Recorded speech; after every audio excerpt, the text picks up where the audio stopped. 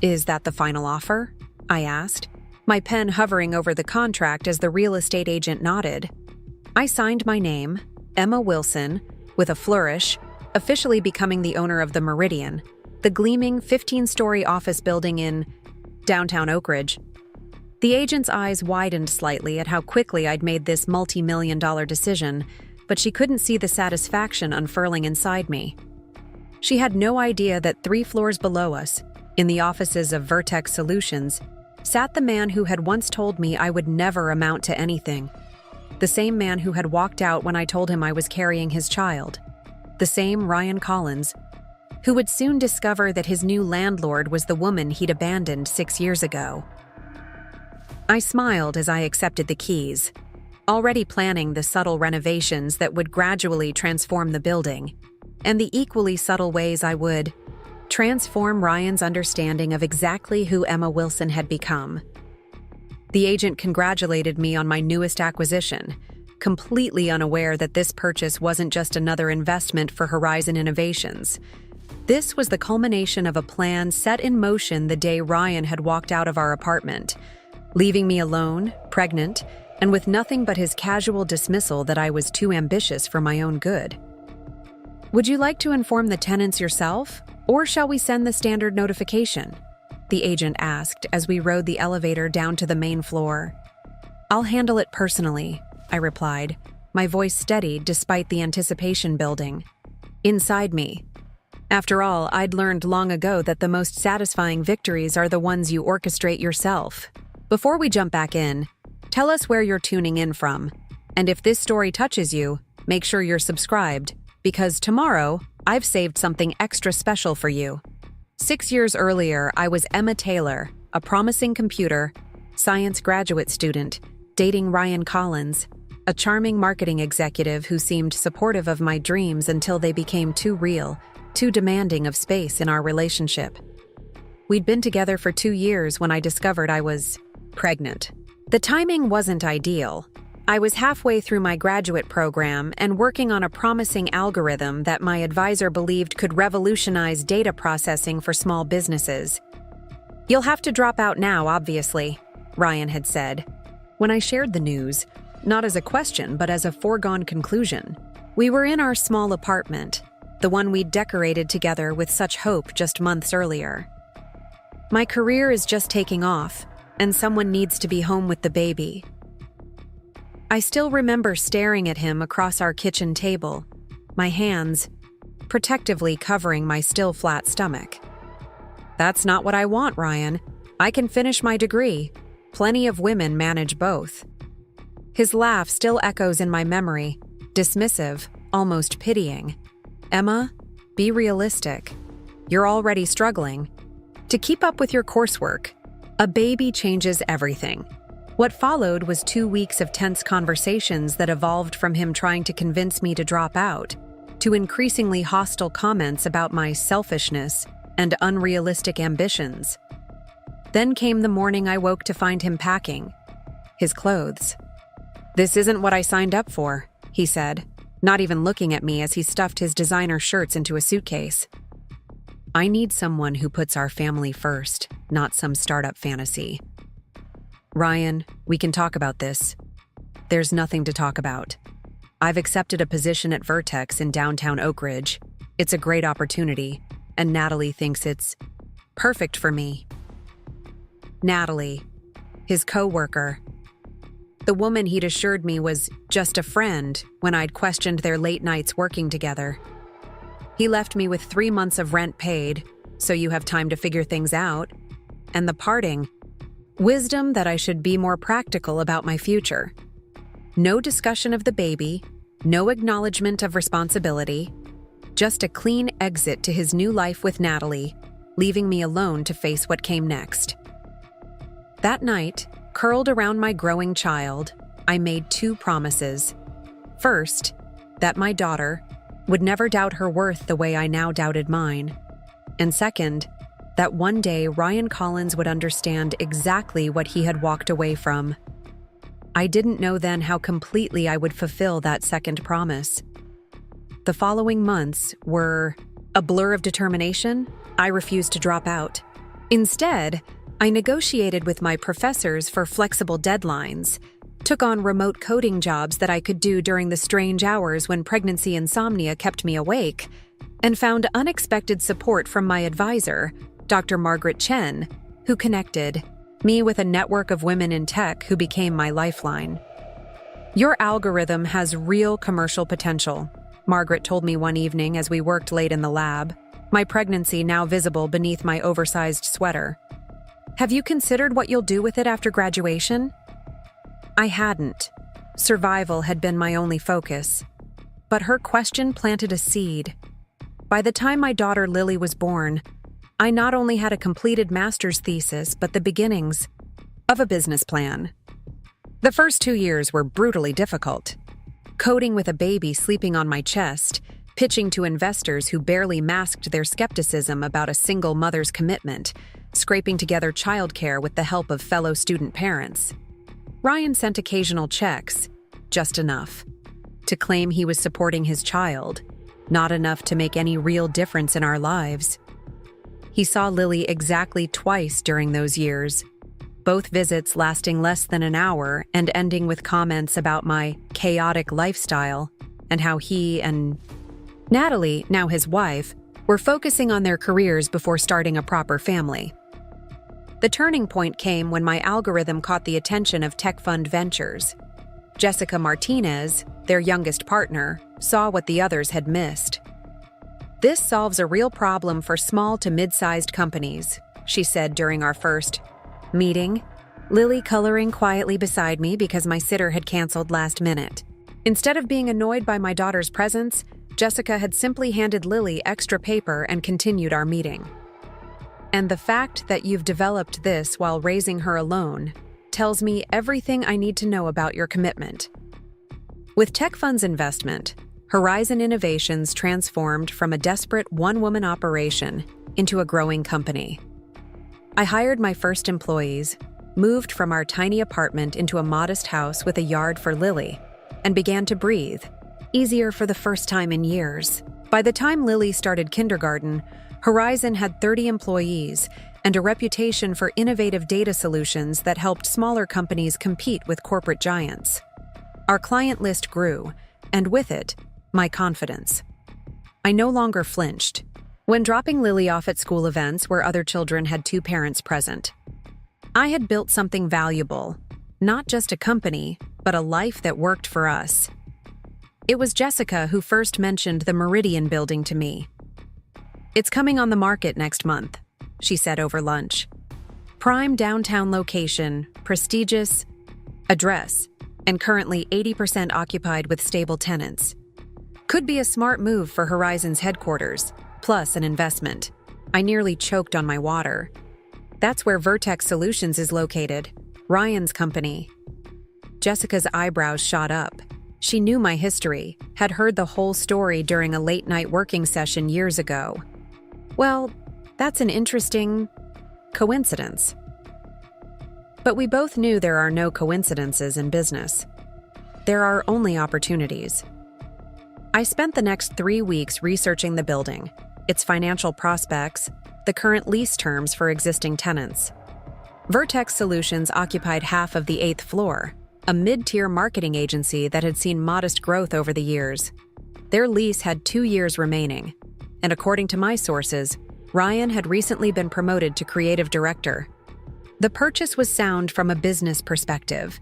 The Meridian would provide both prestigious headquarters for Horizon and a reliable income stream. But I won't pretend my decision was purely financial. Some opportunities are personal. The morning after signing the contract, I walked into the Meridian as its owner. I spent the day meeting with building management, reviewing security protocols, and touring each floor. I saved the 8th for last. Vertex's reception area was sleek and modern, with their logo, a stylized V, prominently displayed on the wall. The receptionist looked up with a professional smile. "I'm Emma Wilson, the new owner of the Meridian," I said, handing her my card. "I'm meeting individually with all our tenants this week." Her eyes widened slightly. "Of course, Ms. Wilson. Let me see if Mr. Thompson is available." Andrew Thompson, Vertex's CEO, emerged from his office minutes later, hand extended. "Ms. Wilson, what a pleasure. We had no idea the building had sold. Please, come in." His office had a view of the city park, with awards and marketing materials decorating the walls. We discussed routine matters, their satisfaction with the space, any concerns about the facilities, my plans for building upgrades. "We're quite happy here," Thompson assured me. "We've built our brand around this location." "I'm glad to hear it," I replied. "I believe in maintaining strong relationships with all our tenants. In fact, I understand one of your creative directors might be an old acquaintance of mine." "Ryan Collins?" Thompson's face brightened. "Ryan, yes, one of our top people. Would you like to say hello while you're here? I believe he's in the office today." Before I could answer, there was a knock at the door, and Thompson's assistant poked her head in. Preparing and narrating this story took us a lot of time, so if you are enjoying it, subscribe to our channel. It means a lot to us. Now back to the story. "Sorry to interrupt, but the client presentation is ready in the conference room whenever you are." Thompson looked apologetically between me and his assistant. "I'm so sorry, Ms. Wilson, but I have a client waiting. Perhaps we could continue this another time, or I could have Ryan reach out to you directly." I smiled, rising from my chair. "No need to apologize. Business comes first, I completely understand. And don't worry about connecting us. I'm sure Ryan and I will run into each other soon enough." As I left Vertex's offices, I felt a strange sense of calm. I hadn't seen Ryan yet, but now he would hear about me. He would learn that Emma Taylor was now Emma Wilson, successful entrepreneur and his landlord. The building owner who would be making decisions that affected his daily work life. The woman he had underestimated in every possible way. I didn't need to force a confrontation. Time was on my side now. Over the next 2 weeks, I implemented small changes throughout the building. Nothing dramatic. Improved security protocols that required updated ID badges, energy efficiency upgrades that occasionally necessitated brief power outages, a renovation of the main lobby that temporarily rerouted foot traffic. Each change was reasonable, beneficial to the building overall, and announced with professional courtesy to all tenants. And with each announcement, each email that went out over my signature, I knew Ryan would be reminded that I was now in a position of authority over the space he occupied. It was during the 3rd week of my ownership, as I was reviewing plans for the new tenant lounge in my temporary office on the ground floor, that my assistant knocked and said, "There's a Ryan Collins here to see you. He doesn't have an appointment, but he says it's important." My heart quickened, but my voice remained steady. "Send him in." The door opened, and there he was. 6 years older, but instantly recognizable. The same confident posture, the same carefully styled hair, though now with hints of gray at the temples. He wore an expensive suit and that watch, the Omega he'd bought himself as a career milestone gift just before leaving me. He'd aged well, I had to admit. Success had suited him. For a moment, he didn't seem to recognize me. He saw a woman in a tailored dress at an executive desk, not the struggling student he'd abandoned. "Ms. Wilson, thank you for seeing me without an appointment. I'm Ryan Collins from Vertex Solutions, and I wanted to introduce myself personally, since I understand we'll be..." His voice faltered as recognition dawned in his eyes. "Emma?" I smiled, gesturing to the chair across from my desk. "Hello, Ryan. It's been a while. Please, have a seat." He remained standing, visibly processing the situation. "You're the new owner? Emma Wilson is Emma Taylor? It's been Emma Wilson for 5 years now," I said calmly.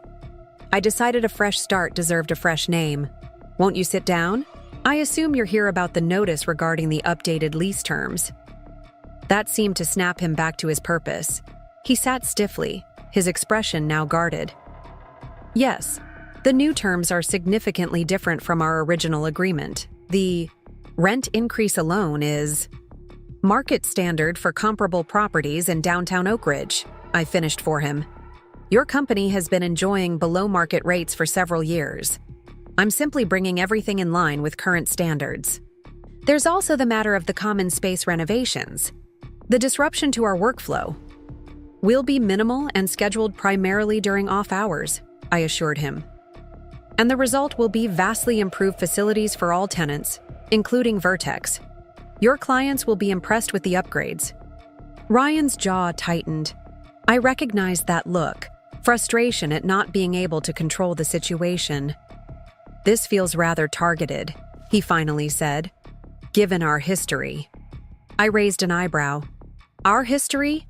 You mean the fact that you walked out on me when I was pregnant with your child? That you've seen your daughter a total of 9 times in 6 years? That history? He had the grace to look uncomfortable. That's not fair.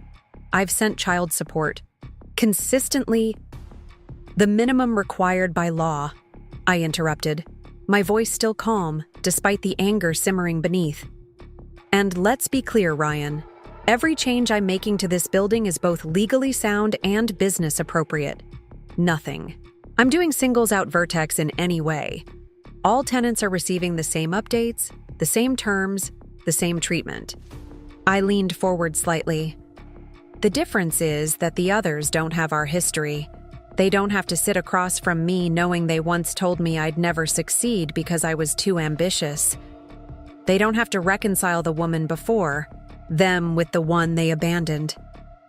Ryan's face flushed. I never said you wouldn't succeed. Not in those exact words, perhaps. But you made it abundantly clear that you believed my education, my goals, my ambitions were secondary, expendable. He shifted in his chair. We were in different places. I wasn't ready for a child. Neither was I replied evenly. The difference is that I didn't have the luxury of walking away. A heavy silence fell between us. Through the large windows of my office, I could see the city continuing its busy pace, unaware of the years of history being navigated in this room. Finally, Ryan spoke again, his voice quieter. What do you want, Emma? Revenge? To drive Vertex out of the building? I studied him for a moment. Despite everything, there was no satisfaction in seeing him uncomfortable. What I felt instead was something more complex, a sense of closure beginning to form. What I want, Ryan, is for you to understand something that I had to learn alone. Actions have consequences, and running from responsibility doesn't make it disappear. I gestured around me. This building, my company, the life I've built with Lily, these aren't about you. They're what I created despite you. I opened my desk drawer and removed a folder, sliding it across to him. These are photos of the science fair Lily participated in last month. She built a simple algorithm that predicts plant growth based on light exposure. She won first place. Ryan hesitantly opened the folder, staring at pictures of a smiling, dark-haired girl standing proudly beside her project. His daughter, whom he barely knew. She has your eyes, he said quietly. And my determination, I added. You're welcome to keep those. And you're welcome to be part of her life in a real way, if you're finally ready for that responsibility. That's up to you. I stood, indicating our meeting was concluding. As for the lease terms, they stand as written. They're fair and standard for this market. If Vertex chooses to remain in the Meridian, you'll find me to be a reasonable landlord. If you choose to relocate, that's certainly your prerogative.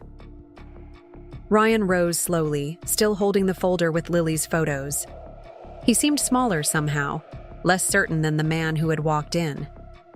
I never expected this, he admitted. Any of it. When I heard the building had been purchased by Horizon Innovations, I had no idea it was connected to you. Most people underestimate what a determined woman can accomplish, I said, not unkindly. Especially one they've wronged.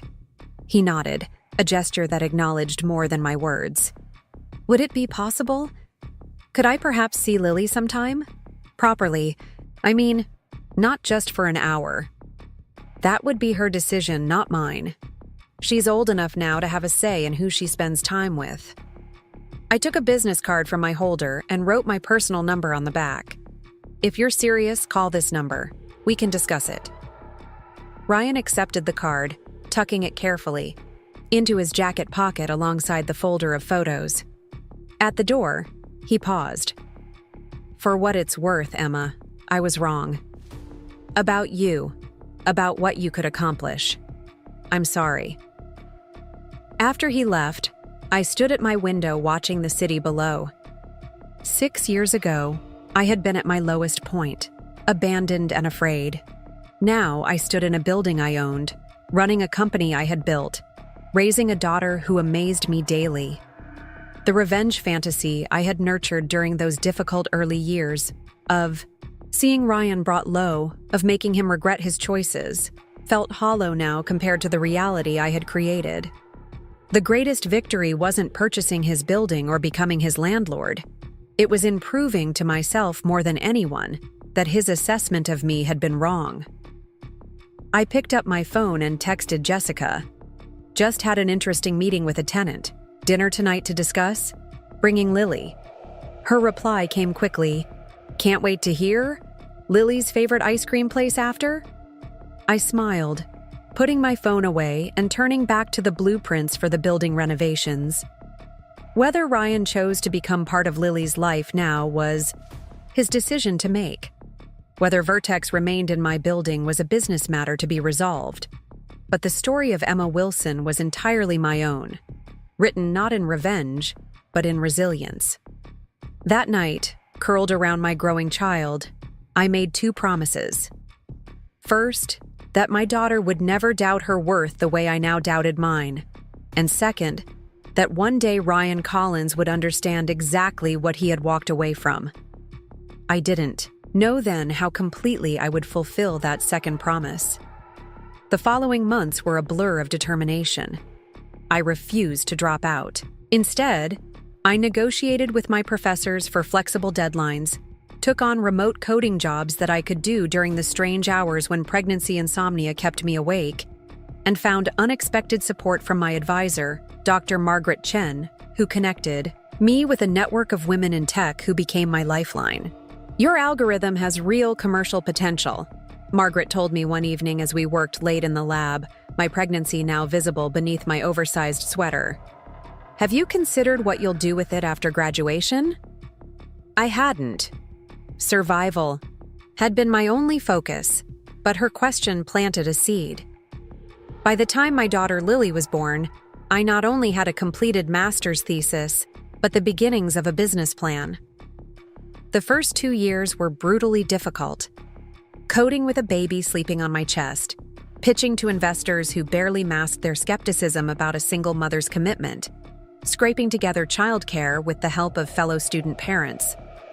Ryan sent occasional checks, just enough to claim he was supporting his child, not enough to make any real difference in our lives. He saw Lily exactly twice during those years, both visits lasting less than an hour and ending with comments about my chaotic lifestyle and how he and Natalie, now his wife, were focusing on their careers before starting a proper family. The turning point came when my algorithm caught the attention of Tech Fund Ventures. Jessica Martinez, their youngest partner, saw what the others had missed. This solves a real problem for small to mid-sized companies, she said during our first meeting, Lily coloring quietly beside me because my sitter had canceled last minute. Instead of being annoyed by my daughter's presence, Jessica had simply handed Lily extra paper and continued our meeting. And the fact that you've developed this while raising her alone tells me everything I need to know about your commitment.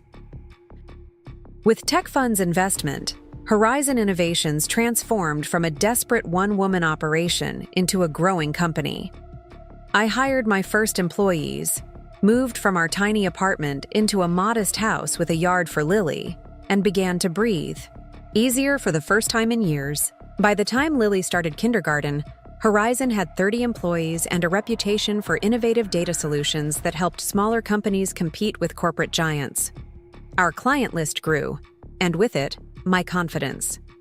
I no longer flinched. When dropping Lily off at school events where other children had two parents present, I had built something valuable, not just a company, but a life that worked for us. It was Jessica who first mentioned the Meridian building to me. "It's coming on the market next month," she said over lunch. "Prime downtown location, prestigious address, and currently 80% occupied with stable tenants. Could be a smart move for Horizon's headquarters, plus an investment." I nearly choked on my water. "That's where Vertex Solutions is located, Ryan's company." Jessica's eyebrows shot up. She knew my history, had heard the whole story during a late-night working session years ago. "Well, that's an interesting coincidence." But we both knew there are no coincidences in business. There are only opportunities. I spent the next 3 weeks researching the building, its financial prospects, the current lease terms for existing tenants. Vertex Solutions occupied half of the 8th floor, a mid-tier marketing agency that had seen modest growth over the years. Their lease had 2 years remaining. And according to my sources, Ryan had recently been promoted to creative director. The purchase was sound from a business perspective. The Meridian would provide both prestigious headquarters for Horizon and a reliable income stream. But I won't pretend my decision was purely financial. Some opportunities are personal. The morning after signing the contract, I walked into the Meridian as its owner. I spent the day meeting with building management, reviewing security protocols, and touring each floor. I saved the 8th for last. Vertex's reception area was sleek and modern, with their logo, a stylized V, prominently displayed on the wall. The receptionist looked up with a professional smile. "I'm Emma Wilson, the new owner of the Meridian," I said, handing her my card. "I'm meeting individually with all our tenants this week." Her eyes widened slightly. "Of course, Ms. Wilson. Let me see if Mr. Thompson is available." Andrew Thompson, Vertex's CEO, emerged from his office minutes later, hand extended. "Ms. Wilson, what a pleasure. We had no idea the building had sold. Please, come in." His office had a view of the city park, with awards and marketing materials decorating the walls. We discussed routine matters, their satisfaction with the space, any concerns about the facilities, my plans for building upgrades. "We're quite happy here," Thompson assured me. "We've built our brand around this location." "I'm glad to hear it," I replied. "I believe in maintaining strong relationships with all our tenants. In fact, I understand one of your creative directors might be an old acquaintance of mine." "Ryan Collins?" Thompson's face brightened. "Ryan, yes, one of our top people. Would you like to say hello while you're here? I believe he's in the office today." Before I could answer, there was a knock at the door, and Thompson's assistant poked her head in. "Sorry to interrupt, but the client presentation is ready in the conference room whenever you are." Thompson looked apologetically between me and his assistant. "I'm so sorry, Ms. Wilson, but I have a client waiting. Perhaps we could continue this another time. Or I could have Ryan reach out to you directly?" I smiled, rising from my chair. "No need to apologize. Business comes first, I completely understand. And don't worry about connecting us. I'm sure Ryan and I will run into each other soon enough." As I left Vertex's offices, I felt a strange sense of calm. I hadn't seen Ryan yet, but now he would hear about me.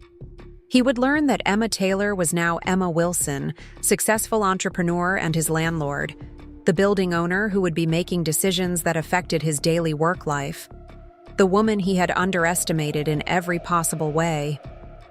I didn't need to force a confrontation. Time was on my side now. Over the next 2 weeks, I implemented small changes throughout the building. Nothing dramatic. Improved security protocols that required updated ID badges, energy efficiency upgrades that occasionally necessitated brief power outages, a renovation of the main lobby that temporarily rerouted foot traffic. Each change was reasonable, beneficial to the building overall, and announced with professional courtesy to all tenants. And with each announcement, each email that went out over my signature, I knew Ryan would be reminded that I was now in a position of authority over the space he occupied. It was during the third week of my ownership, as I was reviewing plans for the new tenant lounge in my temporary office on the ground floor, that my assistant knocked and said, "There's a Ryan. Collins here to see you? He doesn't have an appointment, but he says it's important." My heart quickened, but my voice remained steady. "Send him in." The door opened, and there he was. 6 years older, but instantly recognizable. The same confident posture, the same carefully styled hair, though now with hints of gray at the temples.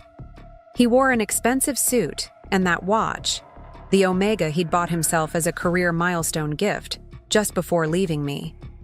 He'd aged well, I had to admit. Success had suited. And for a moment he didn't seem to recognize me. He saw a woman in a tailored dress at an executive desk, not the struggling student he'd abandoned. "Ms. Wilson, thank you for seeing me without an appointment. I'm Ryan Collins from Vertex Solutions, and I wanted to introduce myself personally, since I understand we'll be—" His voice faltered as recognition dawned in his eyes. "Emma!" I smiled, gesturing to the chair across from my desk. "Hello, Ryan. It's been a while. Please, have a seat." He remained standing, visibly processing the situation. "You're the new owner? Emma Wilson is Emma Taylor?" "It's been Emma Wilson for 5 years now," I said calmly. "I decided a fresh start deserved a fresh name. Won't you sit down? I assume you're here about the notice regarding the updated lease terms." That seemed to snap him back to his purpose. He sat stiffly, his expression now guarded. "Yes. The new terms are significantly different from our original agreement. The rent increase alone is market standard for comparable properties in downtown Oakridge," I finished for him. "Your company has been enjoying below-market rates for several years. I'm simply bringing everything in line with current standards. There's also the matter of the common space renovations. The disruption to our workflow will be minimal and scheduled primarily during off hours," I assured him, "and the result will be vastly improved facilities for all tenants, including Vertex. Your clients will be impressed with the upgrades." Ryan's jaw tightened. I recognized that look, frustration at not being able to control the situation.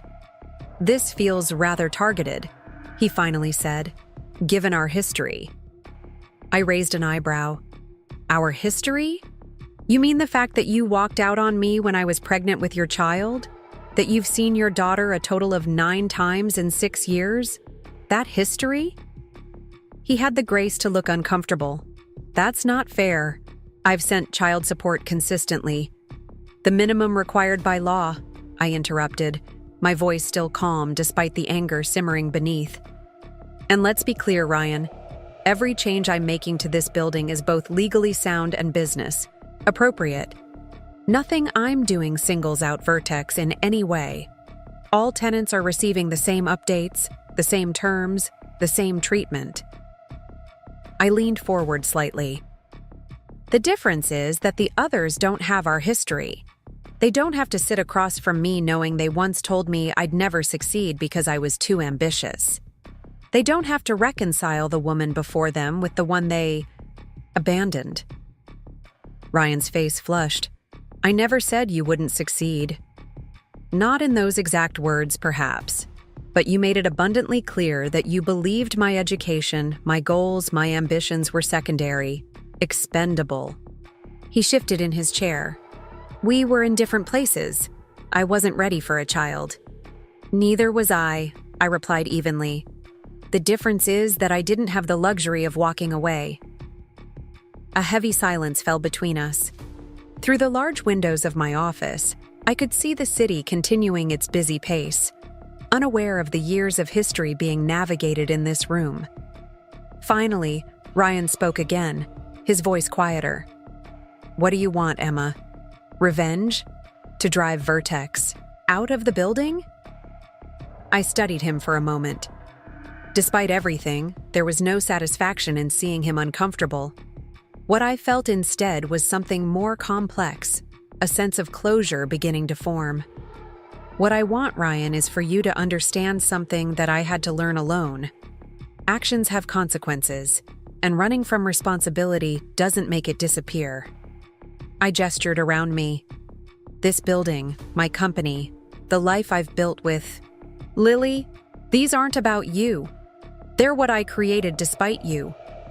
I opened my desk drawer and removed a folder, sliding it across to him. These are photos of the science fair Lily participated in last month. She built a simple algorithm that predicts plant growth based on light exposure. She won first place. Ryan hesitantly opened the folder, staring at pictures of a smiling, dark-haired girl standing proudly beside her project. His daughter, whom he barely knew. "She has your eyes," he said quietly.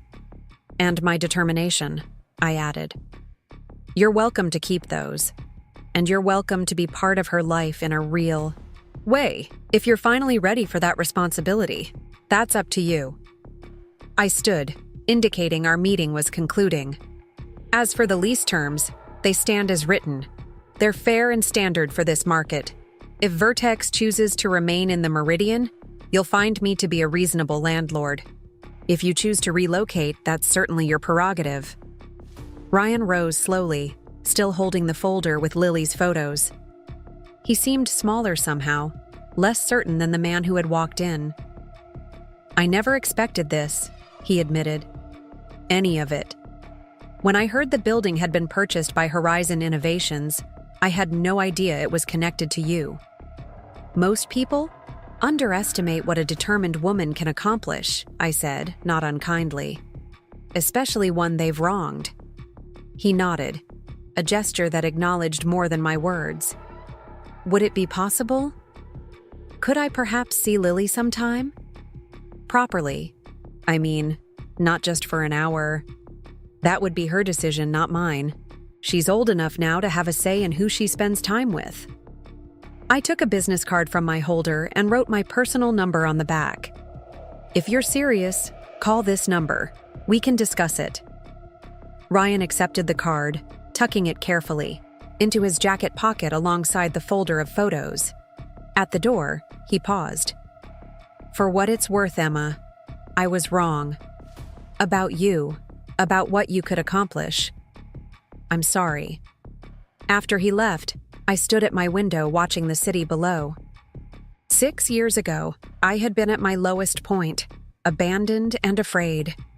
Now I stood in a building I owned, running a company I had built, raising a daughter who amazed me daily. The revenge fantasy I had nurtured during those difficult early years of seeing Ryan brought low, of making him regret his choices, felt hollow now compared to the reality I had created. The greatest victory wasn't purchasing his building or becoming his landlord. It was in proving, to myself more than anyone, that his assessment of me had been wrong.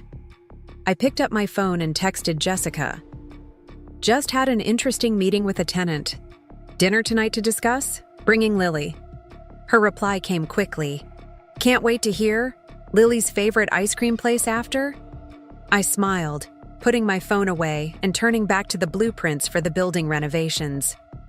Whether Ryan chose to become part of Lily's life now was his decision to make. Whether Vertex remained in my building was a business matter to be resolved. But the story of Emma Wilson was entirely my own, written not in revenge, but in resilience. 3 days passed without a word from Ryan. I hadn't expected him to call immediately, but as each day went by, I wondered if the folder of photos was sitting forgotten in some drawer, if the brief moment of recognition in my office had faded once he returned to his normal life with Natalie. I didn't share these thoughts with Jessica during our dinner, though she'd pressed for details about our confrontation. Instead, I'd focused on the practical matters: Vertex's lease terms, the building renovations, the strategic plan for Horizon's expansion into the top floors of the Meridian. Jessica knew me well enough to sense there was more, but she respected my privacy, turning her attention to entertaining Lily with stories about her recent trip to San Francisco.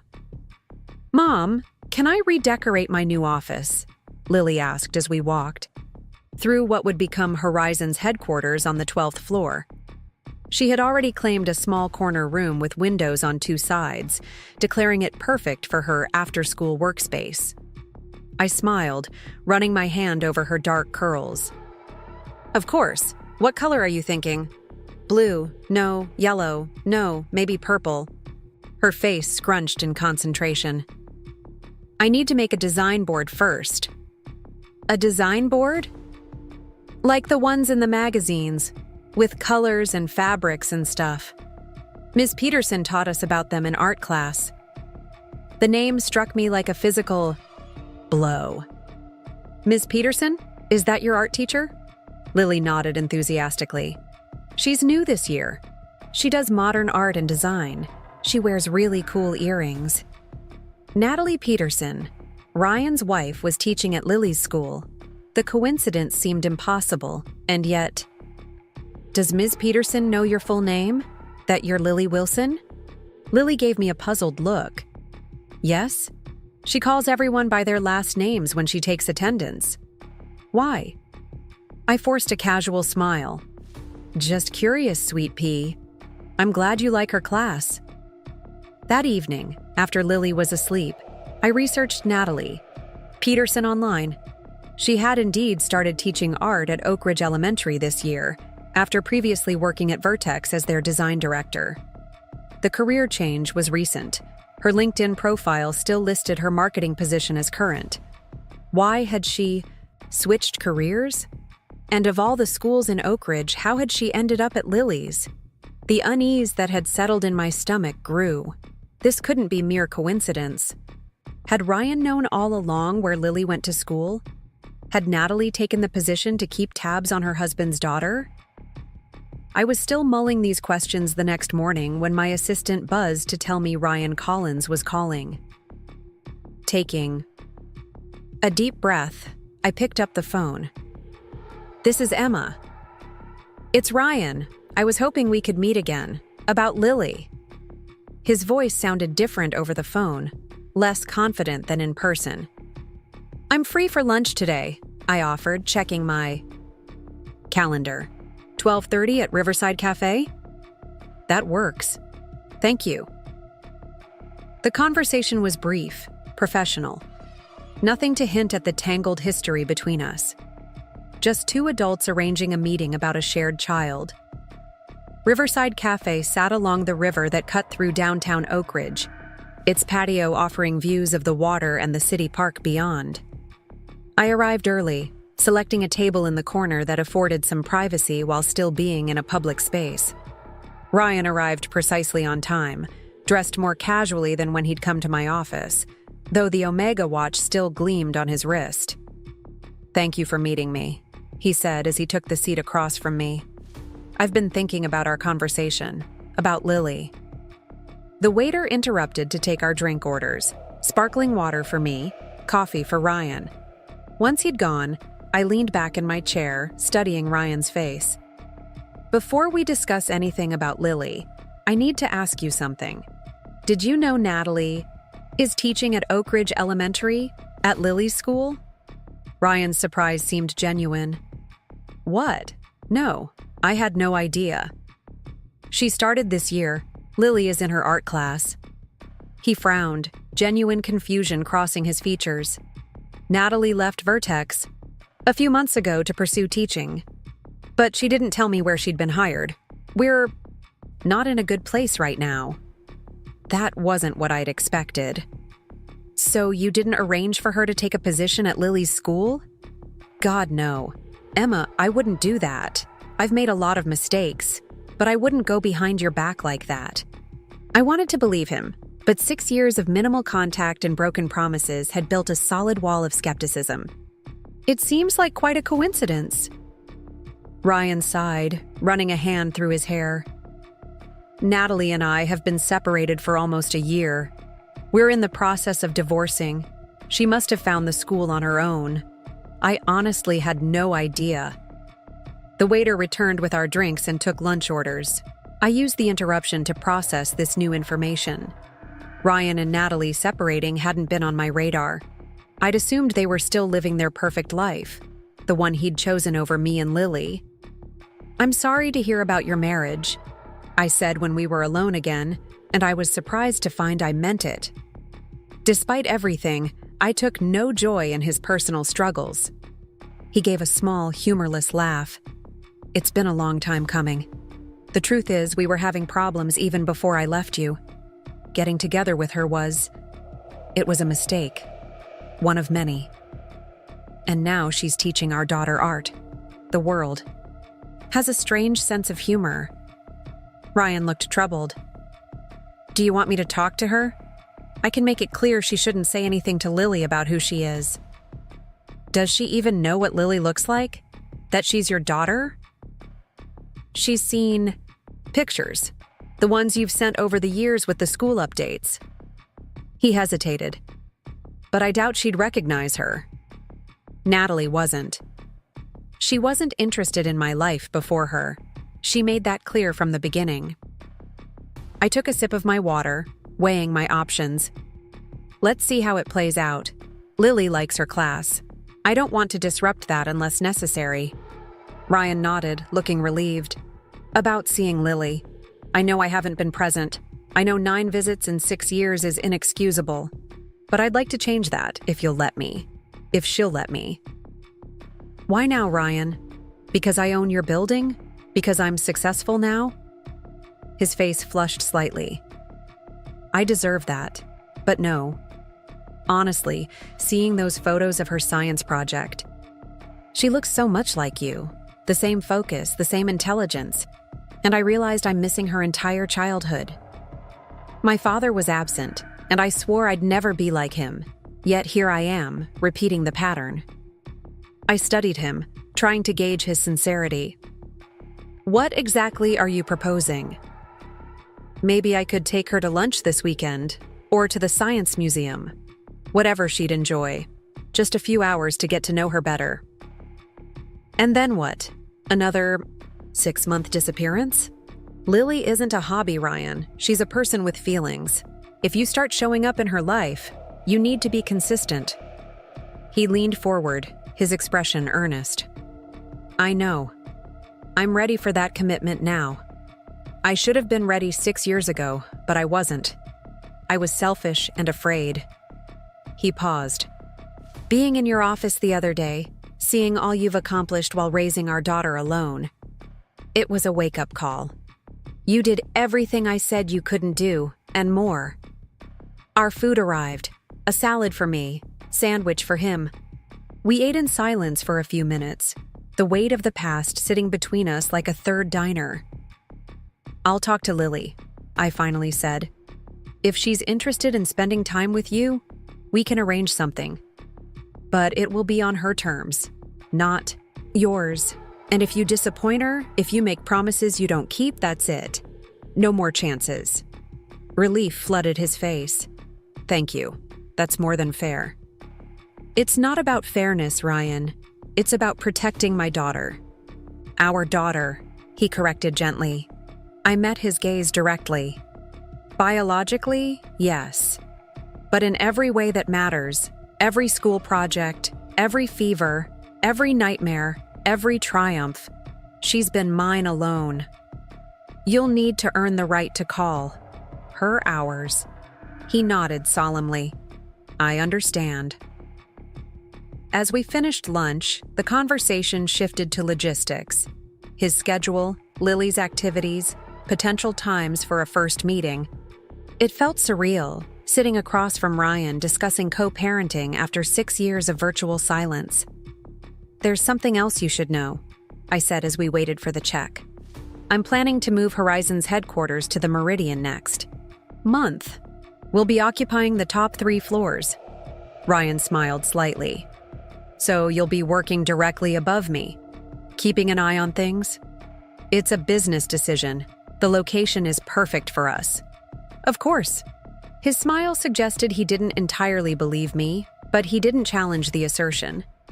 As we walked out of the restaurant, Ryan asked, "What did you tell Lily about me? Over the years, I mean."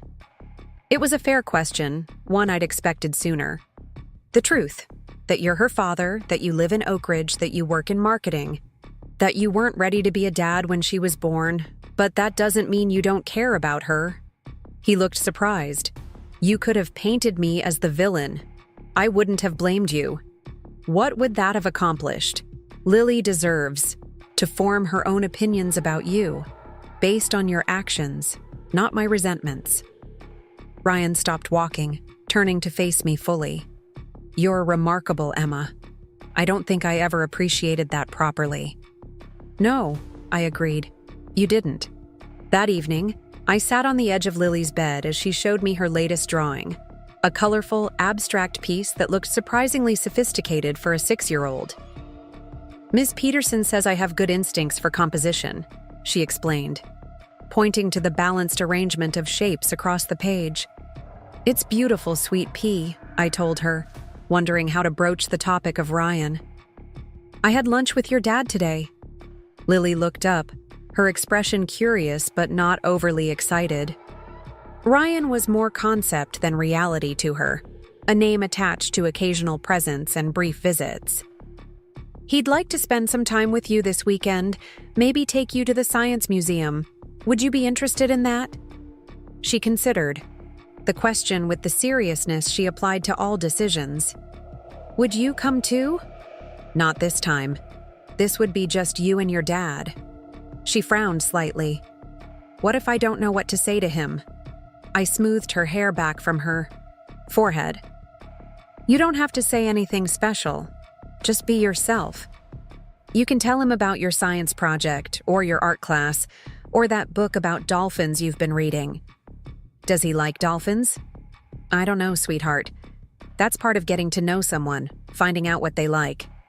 She nodded, processing this. Okay, I'll go with him. But can I call you if I want to come home early? The question squeezed my heart. Of course, anytime. I'll make sure he understands that. Later, after Lily was asleep, I texted Ryan. Lily's willing to go to the Science Museum with you on Saturday. I suggest 10 a.m. to 1 p.m. She needs to know she can call me if she gets uncomfortable. His response came quickly. Thank you. 10 a.m. works perfectly. And of course she can call you. I want her to feel safe. I set my phone aside, a mix of emotions swirling inside me. Part of me, the part still hurt by Ryan's abandonment, wanted to protect Lily from potential disappointment. But another part recognized that she deserved the chance to know her father if he was genuinely ready to be present in her life. The week passed quickly, filled with meetings about the Horizon move to the Meridian. Friday afternoon, I received an unexpected email from Andrew Thompson at Vertex. Ms. Wilson, I wanted to inform you that after careful consideration, Vertex Solutions has decided to renew our lease under the updated terms. We value our location in the Meridian and look forward to a productive business relationship. Sincerely, Andrew Thompson. I forwarded the email to Jessica with a simple message. They're staying. Her reply was immediate. Of course they are. You gave them no choice. Reasonable terms, prime location, and the delicious discomfort of knowing their creative director will have to face his past every time he enters the building. Well played. But it didn't feel like a game to me anymore. The satisfaction I'd anticipated from having Ryan's company essentially at my mercy had faded, replaced by a more complex evaluation of what victory actually meant in this situation. Saturday morning arrived with Lily unusually quiet as she picked at her breakfast. I helped her choose an outfit, jeans, sneakers, and her favorite t-shirt with a robot design, and packed a small backpack with her water bottle, a snack, and a paperback chapter book in case she needed a break from socializing. You look beautiful, I told her, straightening her collar. And remember, this is just a few hours. You'll be home for lunch and you can tell me all about the museum. What if he doesn't like me? She asked suddenly, her voice small. I knelt in front of her, taking her hands in mine. Lily, that's not possible. Anyone who gets to know you loves you. You're smart and kind and funny. But even if, for some crazy reason, he didn't, that would be his loss, not yours. Your worth isn't determined by his opinion. She nodded, squeezing my hands. Okay, I'm ready. Ryan arrived exactly at 10, dressed casually in jeans and a sweater. He'd brought a small gift, a children's book about women in computer science, which showed he'd put some thought into connecting with Lily's interests. "Hi, Lily," he said, crouching down to her eye level. "I'm really happy to spend some time with you today." Lily regarded him solemnly. "Mom says you work in marketing. What does that mean?" Ryan smiled, glancing up at me before answering. "It means I help companies tell people about their products. I use pictures and words to explain why people might want to buy something." "So you tell stories?" Lily clarified. "Yes, in a way. I tell stories about products." She considered this. "I like stories." "Me too." I handed Ryan the small backpack. "Her water bottle and snack are in here. She might need a quiet break if the museum gets overwhelming. And she has my number if she wants to call." He nodded, taking the bag. "I understand. We'll take it at her pace." As they walked to the door, Lily turned back. "Mom, will you be okay by yourself?" The question took me by surprise. "Of course, sweet pea. I'll be just fine." "Okay, don't work too much while I'm gone." And with that surprisingly adult admonition, she headed out with Ryan, leaving me standing in the suddenly quiet house, feeling an unexpected sense of loss. It was only 3 hours, yet watching them leave together created an emptiness I hadn't anticipated. To fill the 3 hours before Lily's return, I decided to visit the Meridian to check on weekend construction. The renovations to the lobby had begun last week, with most of the disruptive work scheduled for weekends when the building was largely empty. As I pulled into the parking garage, I noticed Ryan's car wasn't there. Good. He had taken Lily to the museum as planned. Walking through the partially demolished lobby, I greeted the construction foreman, reviewing progress and discussing timeline. Adjustments. The space would be transformed into a more modern, welcoming entrance with living green walls, comfortable seating areas, and a coffee bar for tenants and visitors. The design reflected my vision for what a workplace should be. Not just functional, but nurturing. A place where people actually wanted to spend their time. "Ms. Wilson," the foreman called as I was about to leave. "We found something interesting. Behind that wall we took down." He pointed to a section of exposed brick near what would become the new reception area. "Looks like original signage from when this building was first constructed." I walked over to inspect the revelation. There, painted directly onto the brick in fading gold letters, was Oakridge Mercantile Exchange, Esther 1924. Below it, in smaller script, "Where futures take shape." "It's beautiful," I murmured, running my fingers over the almost century-old lettering. "Can we preserve this? Incorporate it into the new design?" The foreman nodded. "We can build a recessed display, light it properly, make it a feature instead of covering it up again." "Perfect. Please adjust the plans." This unexpected piece of history felt significant somehow. A reminder that the Meridian had existed long before any of us, would likely continue long after. My ownership was just one chapter in its story. As I continued my inspection of the building, I found myself on the 8th floor, Vertex's floor. Their offices would be locked on a Saturday, but I stood in the hallway, looking at their glass doors with the stylized V logo, thinking about Ryan sitting in there day after day, building his career while I struggled to balance graduate school and impending motherhood. My phone rang, startling me from my thoughts. Lily's name flashed on the screen, and my heart jumped to my throat. "Lily? Is everything okay?" "Mom!" Her voice was excited, not distressed. "We're looking at the robotics exhibit, and there's a robot that can solve Rubik's Cubes. Can we get a Rubik's Cube? Dad says he used to be really good at them in college." The casual use of "dad" caught me off guard. That sounds fun, Sweet Pea.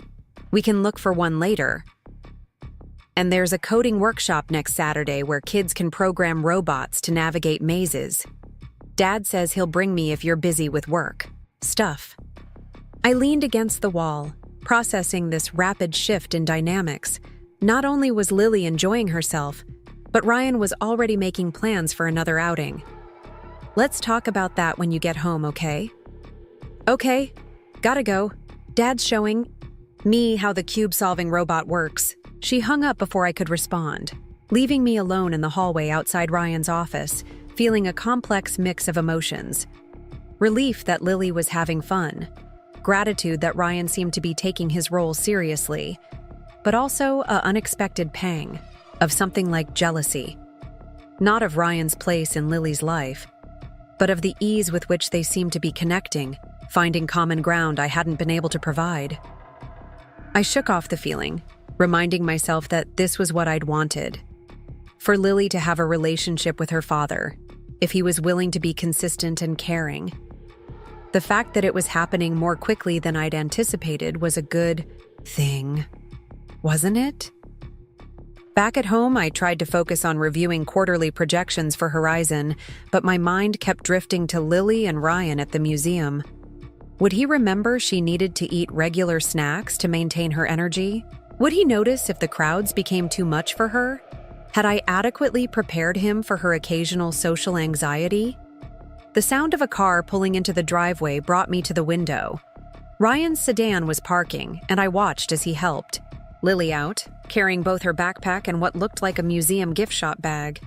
They were laughing about something, Lily's hands animated as she talked. I stepped away from the window before they could see me watching, oddly self-conscious about witnessing their private moment. The front door opened and Lily burst in, her eyes bright with excitement. "Mom, we got a Rubik's Cube and a robotics kit, and I programmed a robot to follow a line, and it actually worked." Ryan followed her in, looking both pleased and slightly nervous. "Hope it's okay that we stopped at the gift shop." She was so interested in everything. "Of course," I said, accepting the whirlwind hug Lily threw around my waist. "It sounds like you two had a good time." "The best time," Lily confirmed. "Dad knows a lot about robots for someone who isn't a scientist." Ryan laughed. "I just read a lot. Your mom's the real scientist in the family." The casual reference to us as family hung in the air, neither of us acknowledging it directly. "Can Dad stay for lunch?" Lily asked, looking between us expectantly. I hesitated, caught off guard by the request.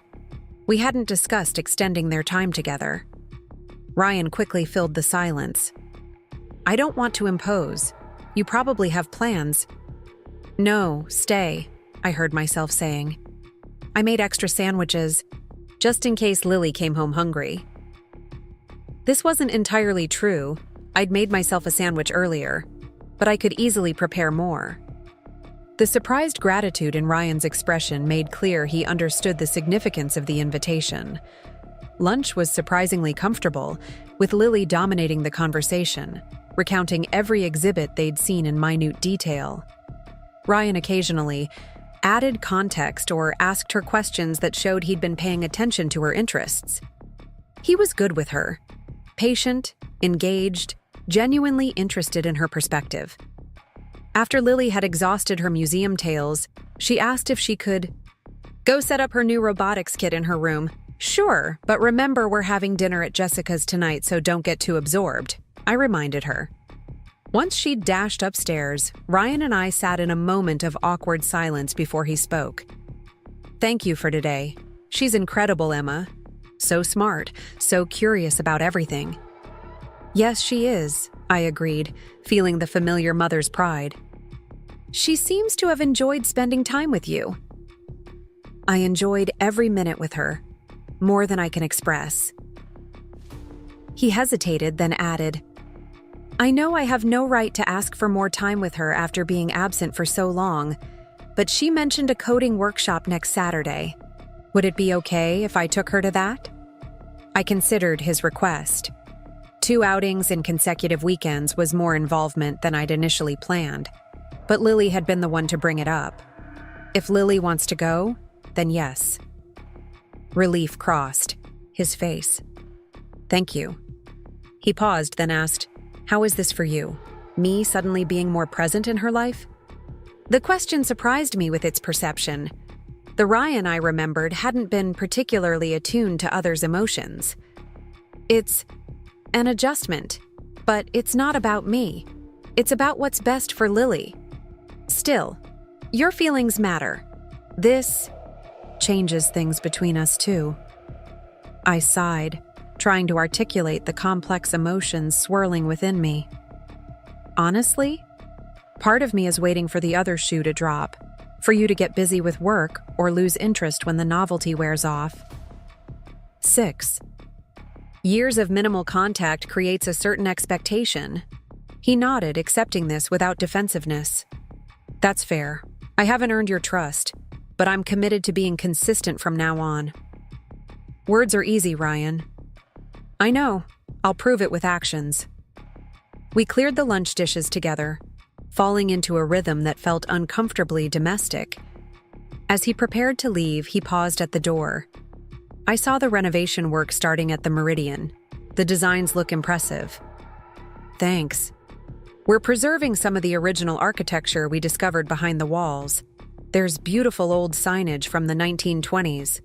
I'd like to see that sometime. He smiled. It's strange, isn't it? All those years I worked in that building, never knowing its history. Now you're uncovering it, making it part of the future. The metaphor wasn't lost on me. Sometimes what we need has been there all along, just waiting to be rediscovered. His eyes held mine for a beat too long, and I found myself stepping back slightly, breaking whatever moment might have been forming. Lily will want to say goodbye before you go. Right, of course. He called up the stairs, and Lily came bounding down to give him an enthusiastic hug that clearly caught him by surprise. See you next Saturday for robots, she declared. It's a date, he promised, his eyes suspiciously bright as he hugged her back. After Ryan left, Lily followed me to the kitchen as I began preparing a salad to bring to Jessica's dinner. Dad says I'm really good at spatial reasoning, she informed, me perching on a stool at the counter. That's why I figured out the maze so fast. He's right, I agreed, slicing cucumbers. You've always been good at visualizing how things fit together. He says I get that from you. I paused, knife hovering mid-cut. He said that? Lily nodded. He said you're the smartest person he knows, and that I'm lucky to have your brain. Something shifted in my chest. Not forgiveness exactly, but a softening. The Ryan who'd left me had never acknowledged my intelligence as valuable, had seen my academic ambitions as obstacles to the life he'd wanted. This recognition, even secondhand through Lily, represented a fundamental change in perspective. Your dad is very good at his job, I said carefully. He's creative and persuasive. You might have gotten some of those qualities from him. Lily considered this, then declared, I think I got the best parts of both of you, with the absolute confidence only a 6-year-old could muster. I laughed, putting down my knife to give her a quick hug. I think you're right. That evening at Jessica's apartment, after Lily had gone to play with Jessica's cat, my friend handed me a glass of wine and fixed me with a determined look. Okay, spill everything. How was the big father-daughter reunion? I sank into her couch, suddenly exhausted now that I could drop the composed facade I'd maintained all day. It went well. Surprisingly well. They connected immediately. Lily's already calling him Dad like he's been around forever. Jessica studied me over the rim of her glass. And how do we feel about that? Confused, I admitted. Happy for Lily, obviously. Cautiously optimistic that Ryan seems genuinely committed, but also scared, jealous, resentful. All of the above? Plus this bizarre sense of disorientation, like the narrative I've been living in for 6 years, suddenly got a major plot twist. Jessica nodded. That makes sense. You've been both parents to Lily since day one. Having Ryan step in now changes that dynamic. It's not just that, he's different. More thoughtful, more aware of his impact on others. He told Lily, "I'm the smartest person he knows." Jessica raised an eyebrow. Quite the evolution from the guy who thought your graduate degree was expendable. Exactly, and I don't know what to do with that information. Is it genuine growth? A temporary performance to get back in our good graces? A strategic move because I now own his building? You won't know until time passes, Jessica pointed out practically. But I will say this: most people don't radically change their fundamental character. They might grow, evolve, learn new skills, but their core remains consistent. I considered this. Ryan's core was always ambition, career success, status. And is that still true? Does he seem driven by the same things? I thought about his demeanor today, the genuine interest in Lily's thoughts, the lack of checking his phone or watching the clock, the absence of the name-dropping and status signals that had once been his hallmarks. I'm not sure, I said honestly. He seems more present, less focused on appearances.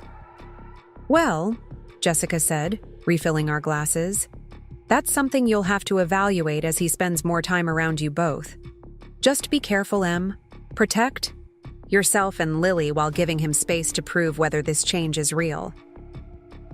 Speaking of changes, I said, ready to shift topics. Did you know Natalie is teaching at Lily's school? She's Lily's art teacher. Jessica nearly choked on her wine. What?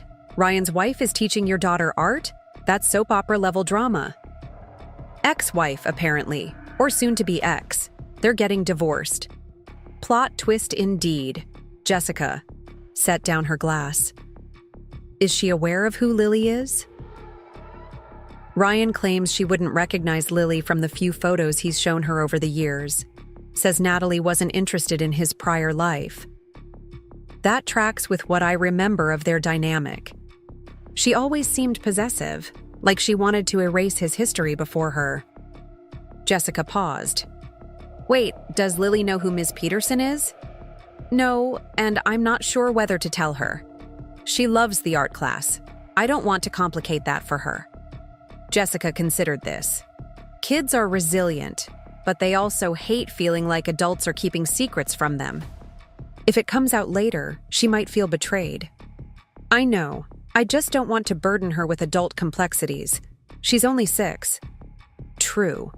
But she's your daughter. Wicked smart and remarkably perceptive. She might surprise you with how well she handles the information. I thought about this as I drove us home later, Lily dozing in the back seat. Jessica was right about Lily's perceptiveness. She noticed patterns and connections that adults often missed. If I didn't tell her about Natalie, and she somehow discovered the truth on her own, the breach of trust could be significant. But how do you explain to a 6-year-old that her beloved art teacher is the woman her father left us for? That the reason she grew up without a dad for her first 6 years was partly because of the person now teaching her color theory and composition? By the time I carried a still sleepy Lily to bed, I'd made my decision. I would wait until after the coding workshop next Saturday, see how that went, then discuss with Ryan how to approach the subject together. If he was serious about being Lily's father, he needed to participate in these difficult parenting decisions. As I tucked Lily in, she stirred slightly. Mom, I had fun with Dad today. I'm glad, sweet pea. But I still had fun with you at Jessica's too. Her eyes were already closing again as she mumbled, I like having both. I kissed her forehead, my heart full. I like that too. And I was surprised to realize I meant it. The following week passed in a blur of work preparations for Horizon's move to the Meridian.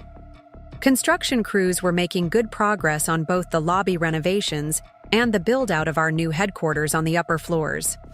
I spent most days shuttling between our current offices and the building, making decisions about everything from flooring materials to security systems. On Wednesday, I ran into Andrew Thompson in the elevator. his arms full of presentation boards. "Ms. Wilson?" He greeted me with a nod. "The renovations are coming along nicely." "Thank you. We're still on schedule for completion next month." He shifted awkwardly, clearly wanting to say something else. Finally, as the elevator reached his floor, he cleared his throat. "I wanted to thank you for the reasonable resolution regarding our lease. Ryan explained your prior connection. Lesser people might have used the situation differently." So Ryan had told his boss about our history. Interesting. "I believe in separating personal and professional matters, Mr. Thompson. Vertex is a valuable tenant." He smiled, relieved. "We appreciate that perspective, and please call me Andrew." As he exited, he added, "By the way, the preserved historical signage in the lobby is a brilliant touch, connecting past and future, very Horizon innovations." The elevator doors closed before I could respond, leaving me to wonder just how much Ryan had shared about our situation, and what exactly Andrew had meant by lesser people might have used the situation differently. Had he expected me to evict Vertex out of spite? To target them with unreasonable demands? The thought troubled me as I continued to my temporary office. I had considered using my position as leverage, had even implemented those initial changes, partly to assert my new authority over Ryan's workspace. But I'd ultimately chosen fairness over revenge. Not because I'd forgiven Ryan, but because that petty form of power wasn't the victory I truly wanted. On Saturday morning, Ryan arrived, exactly at 9:45 for the coding workshop, 15 minutes earlier than needed. His promptness was new. The Ryan I'd known had operated on his own schedule, often running late with elaborate excuses. This small change struck me as another sign of the effort he was making. "I brought breakfast," he said, holding up a bag, "from Lily's favorite bakery downtown. Those cinnamon rolls she mentioned the other day." Lily appeared beside me, already dressed in her favorite coding camp t-shirt from last summer. "You remembered," she exclaimed, reaching for the bag. "Of course," Ryan replied with a smile that held none of his old practiced charm, just genuine pleasure at her excitement. "I pay attention to important things like favorite pastries." I invited him in while Lily devoured her cinnamon roll at the kitchen table, careful not to get frosting on her shirt. Watching them interact, I was struck, again by how quickly they'd established their own rapport. Ryan asking questions about her latest reading book, Lily explaining the plot with theatrical hand gestures, both of them laughing at shared jokes that already seemed to have formed between them. "Oh, I almost forgot," Ryan said, reaching into his pocket. "I found this while going through some old boxes." He handed Lily a small object that I recognized immediately, a smooth riverstone with natural striations forming what looked like a perfect star pattern. "It's a star rock," Lily said, turning it over in her small hands. "I found it years ago on a camping trip," Ryan explained.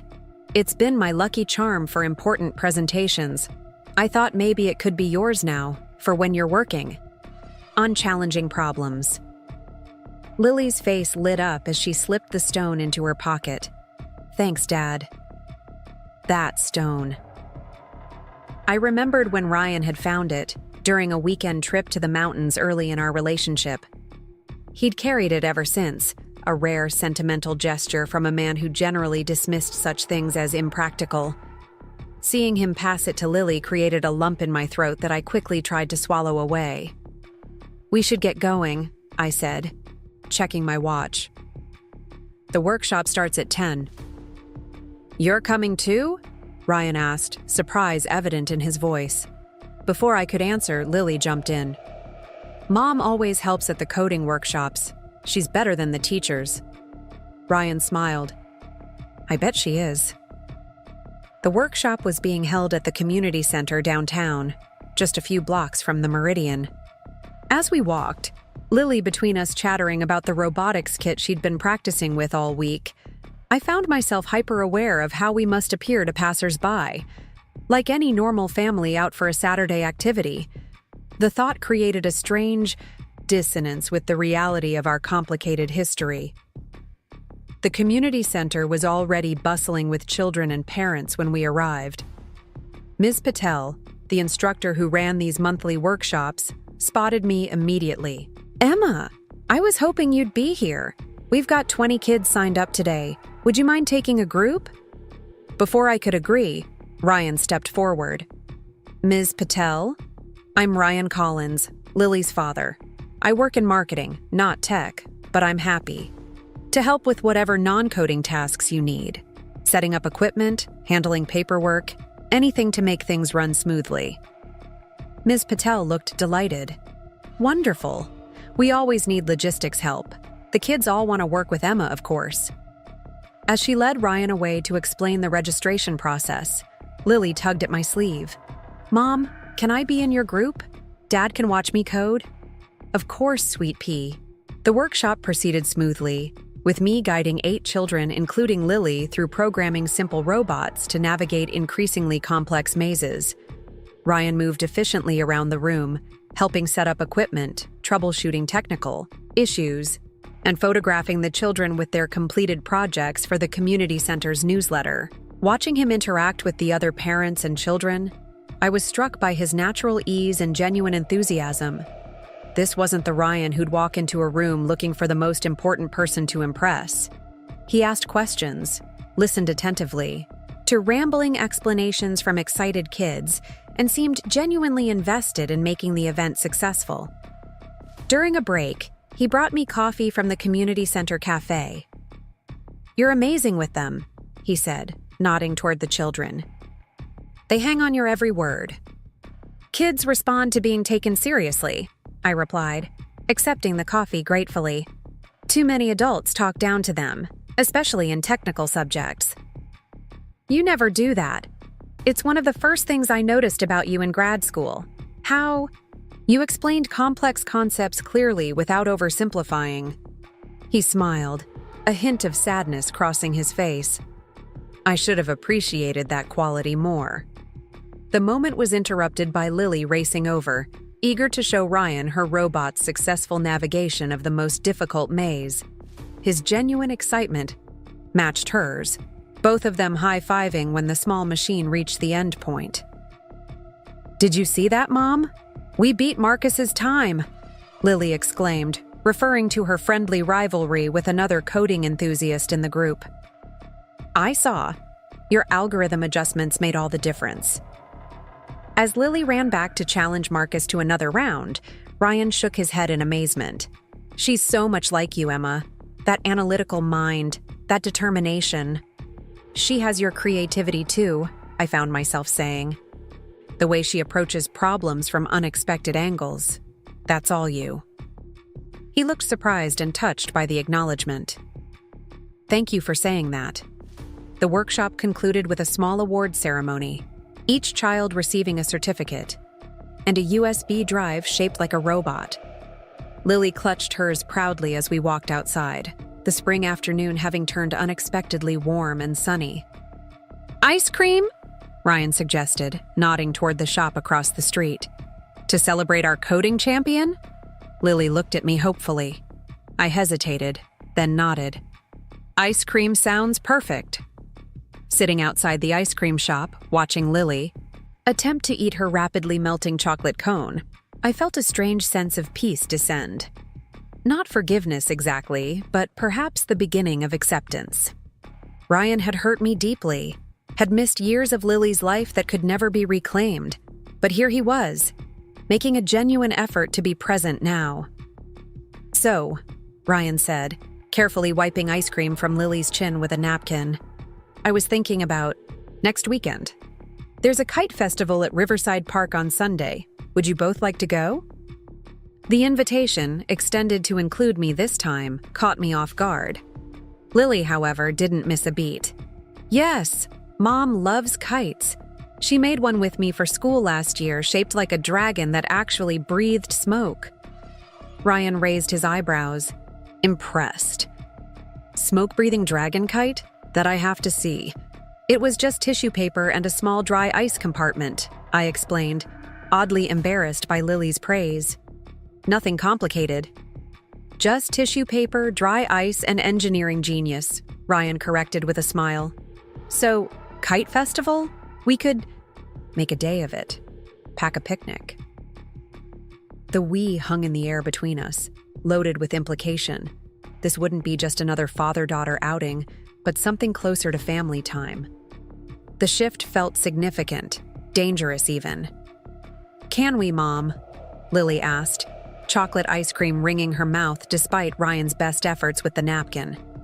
Looking at her hopeful expression, I found myself nodding. "Sure. The kite festival sounds fun." Ryan's smile held relief and something else I couldn't quite name. "Great. I can handle the food if you want to bring your engineering masterpieces." As we walked back toward my car, Lily skipping ahead, Ryan cleared his throat. "There's something I should mention about Natalie." My stomach tightened. "What about her?" I spoke with her after learning she's teaching at Lily's school. She confirmed she didn't know Lily was my daughter until I told her. "And now that she knows?" Ryan sighed. "She's professional enough not to let it affect how she treats Lily in class. But she did express surprise about my sudden involvement in Lily's life." "Surprise or disapproval?" I asked, unable to keep the edge from my voice. "Both, I suppose. Natalie and I had different views on having children. She never wanted them, which became a point of contention in our marriage, especially as I started to regret my choices regarding Lily." This was new information. I'd always assumed Natalie shared Ryan's initial rejection of parenthood. "So your marriage ended because you wanted children after all?" "Partly. There were other issues, but that was a significant one. The irony wasn't lost on me. Walking away from my child only to later wish for one with someone else." He shook his head. "I was a different person then, Emma. Selfish, focused on the wrong things. And now?" He looked ahead at Lily, who was examining a shop window display. "Now I understand what matters, what I threw away. I can't change the past, but I'm trying to be better going forward." The sincerity in his voice made it difficult to maintain my emotional distance. "Ryan, we need to decide how to handle the situation with Natalie. Lily doesn't know who she is in relation to us." "I think we should tell her," he said without hesitation. "Not every detail, but enough so she isn't blindsided if something comes up. Lily's smart. She'd figure it out. Eventually, anyway." I was surprised by his directness. I was thinking the same thing, but I wasn't sure you'd want to complicate your relationship with her when it's just beginning. "Relationships built on half-truths don't last," he said simply. "I've learned that the hard way." We agreed to talk to Lily together the next day after the excitement of the coding workshop had settled. Ryan would come over for lunch, and we'd find a way to explain the situation in terms a 6-year-old could understand, without burdening her with adult complexities. That evening, after Lily had gone to bed full of stories about her robotics success, I found myself sitting at my kitchen table with a glass of wine, thinking about the day. Ryan's transformation seemed genuine. The thoughtless, self-centered man who'd walked out on me was nowhere visible in the patient, engaged father who'd spent his Saturday helping at a children's coding workshop. People can change, I reminded myself. 6 years is a long time. But trust, once broken, doesn't mend easily. And trust was exactly what Ryan was asking for now. Trust that he'd remain consistent, that his interest in Lily wouldn't fade, that his apparent growth was sustainable. My phone buzzed with a text from Jessica. "How was Robot Day with Dad? Disaster or success?" I hesitated, then typed, "Success. He's different. We're having lunch tomorrow to talk to Lily about Natalie being her teacher." Jessica's response came quickly. "Big step. You okay with this accelerated timeline?" Was I? Everything was moving faster than I'd anticipated when I first confronted Ryan in my office. In just a few weeks, he'd gone from absent father to regular, presence in Lily's life, from antagonistic ex to potential co-parent. Taking it day by day, I replied finally. Lily seems happy. And what about you? Jessica pressed. Happy? Cautious? Having complicated feelings about the man who broke your heart suddenly being Dad of the Year? I sighed, her question hitting uncomfortably close to home. All of the above, plus the weird reality of owning his building while figuring out co-parenting. Only you could end up in this specific scenario, Emma. It's like a rom-com written by someone with an MBA and a psychology degree. Despite everything, I laughed. Thanks for that. Needed the perspective. Anytime. Call after the Natalie talk tomorrow if you need to process. The next morning, I woke to Lily already up and working intently at her small desk, the starstone Ryan had given her placed carefully beside her robot. Morning, sweet pea. What are you working on? She looked up, her face serious. I'm designing a kite for next weekend. It's going to be shaped like a robot with light-up eyes. That sounds ambitious. Dad says ambitious is good. He says you taught him that. I blinked, surprised. He said that? Lily nodded, returning to her drawing. Last week at the museum, he said you were the most ambitious person he knew and that he used to think, that was bad, but now he knows it's what makes you amazing. I sat on the edge of her bed, processing this unexpected information. Well, that's nice of him to say. Is Dad coming over again today? She asked, switching topics with the ease only children manage. Yes, for lunch. We wanted to talk to you about something. Lily looked up, suddenly alert. Am I in trouble? No, absolutely not.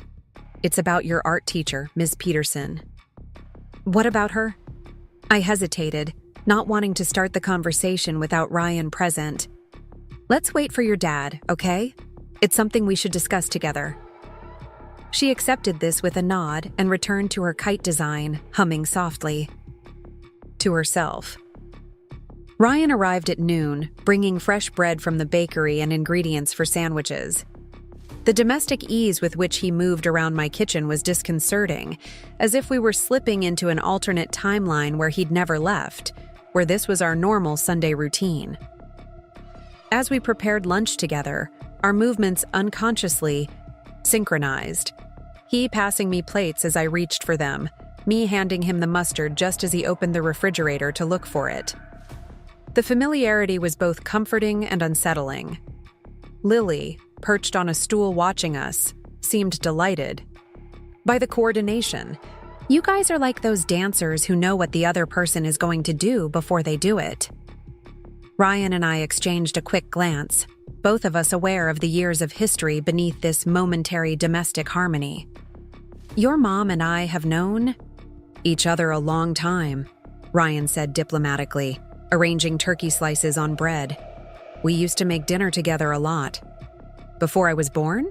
Yes, I confirmed, steering us toward the necessary conversation, which is actually related to what we wanted to talk to you about today. Once we were seated at the table with our sandwiches, Ryan looked at me, silently asking who should begin. I nodded slightly, indicating he should take the lead. Lily, he started carefully. You know how your mom and I used to be together before? You were born, and then I wasn't around much while you were growing up? She nodded, taking a bite of her sandwich. Because you weren't ready to be a dad. That's right. During that time, I was married to someone else. Her name is Natalie. Peterson! Lily's eyes widened as the connection formed. Ms. Peterson? My art teacher? Yes, I confirmed gently. Your art teacher is your dad's. Well, they're getting divorced now, but she was his wife. Lily considered this information with a serious expression, chewing thoughtfully. Does she know I'm her student? She does now, Ryan said. I told her recently after I found out she was teaching at your school. Before that, she didn't realize who you were. Does she hate me? Lily asked bluntly, the question breaking my heart a little. No, sweetheart, not at all, Ryan assured her quickly. This situation is complicated for grown-ups, but none of it has anything to do with you. Ms. Peterson is a professional teacher who would never let adult problems affect how she treats her students. Lily seemed to process this, then asked, "Is that why she gave me a B+ on my color wheel? Because she's mad at you?" I couldn't help the small laugh that escaped me, relief mingling with amusement at her practical concern. "I'm sure your grade was based entirely on your work, sweet pea." Ryan nodded agreement.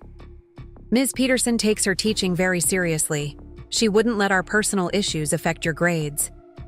Lily seemed satisfied with this, returning to her sandwich. After a moment, she asked, "Is it weird for you, Mom, that my teacher used to be married to Dad?" The directness of her question caught me off guard. I considered how to answer honestly without burdening her with adult complexities. "It's a little unusual," I admitted, "but many families have complicated connections. The important thing is that all the adults in your life care about what's best for you." Lily seemed to consider my answer, her expression thoughtful beyond her years. "So Ms. Peterson was your replacement?" she asked Ryan, the bluntness of child logic cutting straight to the heart of adult complications. Ryan choked slightly on his water, caught off guard by her perceptiveness. I watched him struggle to find an appropriate response, curious how he would handle this delicate moment.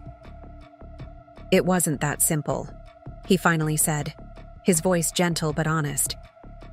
"When I left your mom, I made a lot of mistakes. I wasn't thinking clearly about what truly mattered.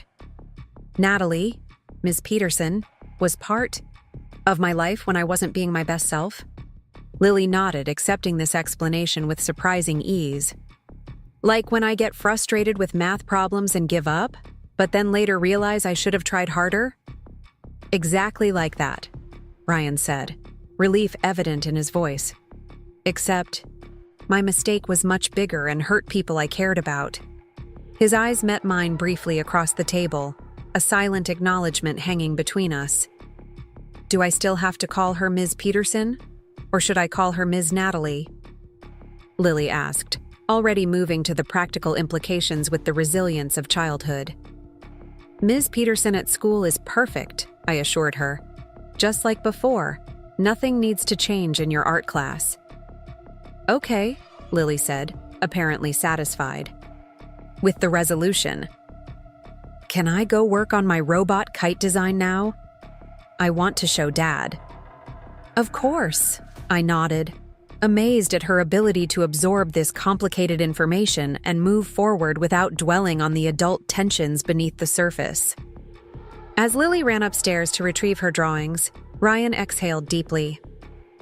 "That went better than I expected. She's incredibly well-adjusted." "She's had a stable life," I replied, gathering our lunch plates. "Despite everything, I've made sure of that." "You have," Ryan agreed, standing to help clear the table. "You've done an amazing job with her, Emma. I see that more clearly every day." He paused, hands full of dishes. "I need you to know how deeply I regret not being part of that stability." The sincerity in his voice was unmistakable. But before I could respond, Lily bounded back into the kitchen, arms full of colorful drawings. "Look, I designed 3 different kites. This one has blinking lights for eyes, this one has wings that flap when it flies, and this one breathes smoke like Mom's dragon." Ryan's face lit up with genuine interest as he examined each design, asking questions about mechanics and materials that delighted Lily with their seriousness.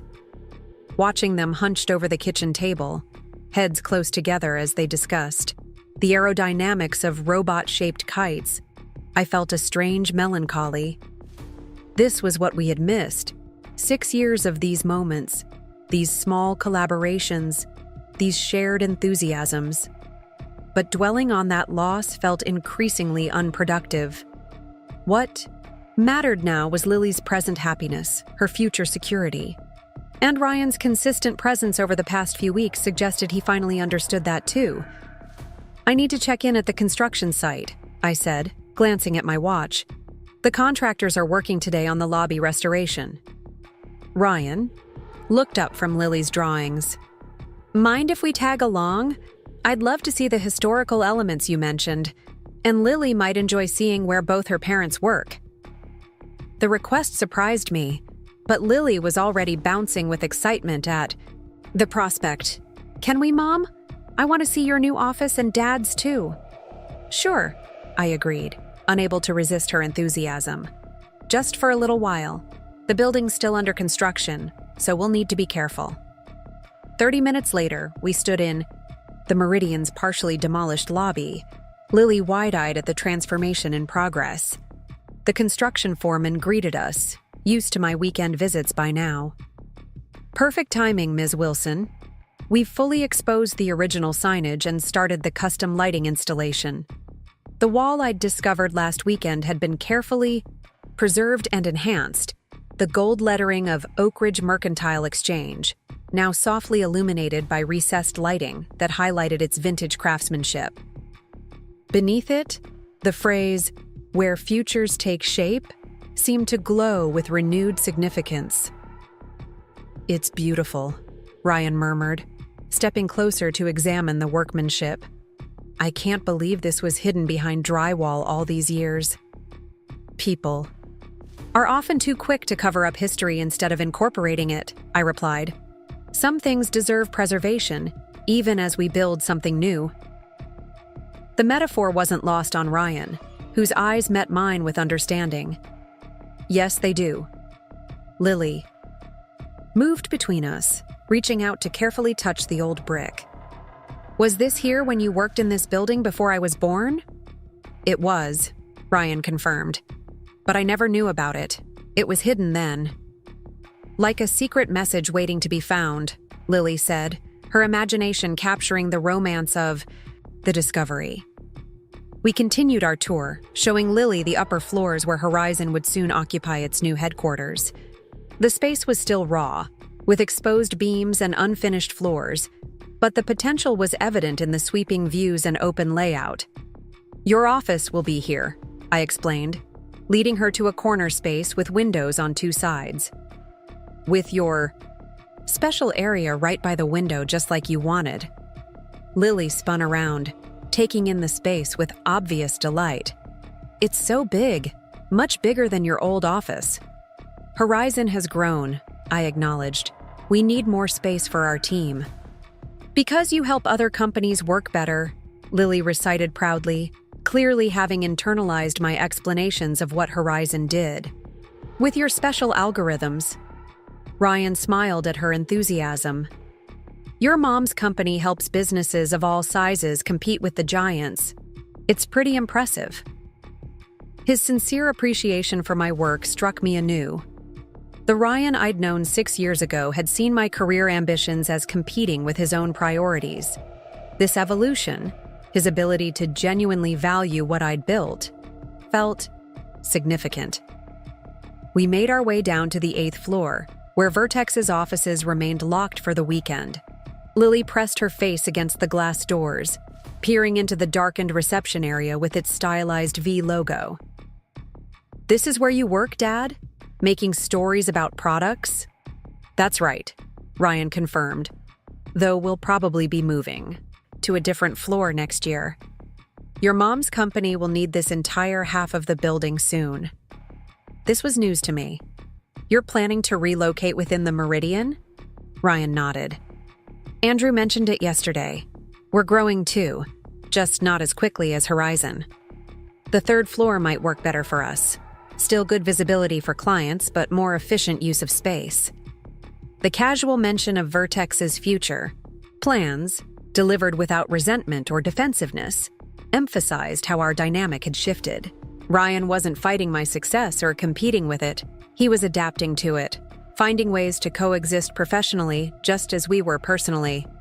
The 3rd floor renovations will be complete by December, I offered. You should have your team. Look at the plans if you're seriously considering it. I will, Ryan said. Andrew would appreciate that. He's still wondering when you're going to raise our rent to drive us out. He smiled, showing he was joking. Believe it or not, some landlords value stable, reliable tenants over maximizing short-term profit, I replied lightly. And some tenants appreciate landlords who understand the value of good business relationships, he countered, the exchange feeling almost friendly. As we left the building, Lily skipping between us, Ryan checked his watch. I should get going. I promised to call my mother this afternoon. She's been asking about Lily since I told her we've been spending time together. The mention of Ryan's mother, my former almost mother-in-law, was another reminder of the expanding circles of reconnection that his return to Lily's life created. There were grandparents, aunts, uncles, cousins, an entire extended family Lily had barely known existed. Your mom knows about Lily? I asked, surprised he'd already shared the development with his family. Of course, Ryan said, looking equally surprised by my question. She's always known she had a granddaughter. I just kept her at a distance because of my own issues. She's been sending birthday and Christmas gifts through my sister for years. Haven't you received them? I shook my head, genuinely confused. Ryan, I've never received anything from your family for Lily. His face darkened with anger. Not directed at me, I realized, but at the situation. I'm going to kill Natalie. She must have intercepted them. She handled all our mail, and she… Never. He stopped, taking a deep breath. I'm sorry, Emma. I had no idea. My mother has been buying gifts for Lily twice a year for 6 years. She has photo albums full of pictures I've sent, though admittedly not many. The revelation stung, not just the lost connection with Ryan's family, but the deliberate interference by Natalie. Lily had been deprived of grandparents' love by one person's jealousy and another's negligence. We can fix this now, I said quietly, watching Lily examine a flower bed near the building entrance, safely out of earshot. Your mother should meet her granddaughter. Ryan's expression softened with gratitude. She'd love that. She's been asking since I first told her I was spending time with Lily. Would next weekend be too soon? Maybe after the kite festival? That should work, I agreed, feeling another boundary dissolve, another connection reform. As Ryan said goodbye to Lily with a warm hug and promises about the kite festival, I found myself contemplating the rapid evolution of our situation. In just a few weeks, we'd moved from antagonistic exes to cautious co-parents, from painful history to potential future. The kite festival arrived with perfect weather, clear blue skies and steady breezes that had kite enthusiasts arriving early to claim prime flying spots. Lily had been up since dawn, making last-minute adjustments to her robot kite, which Ryan had helped her construct during an impromptu Wednesday evening visit.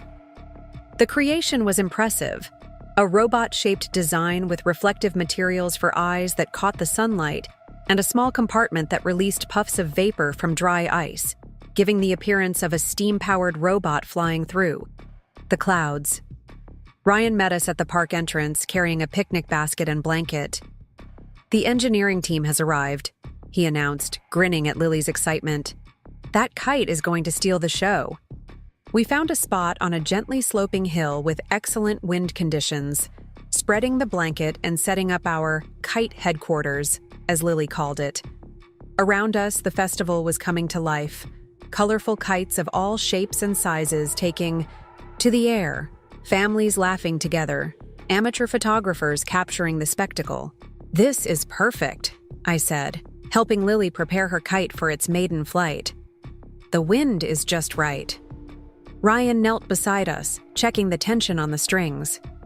Remember what we practiced, Lily. Small adjustments, gentle pulls. Let the wind do most of the work.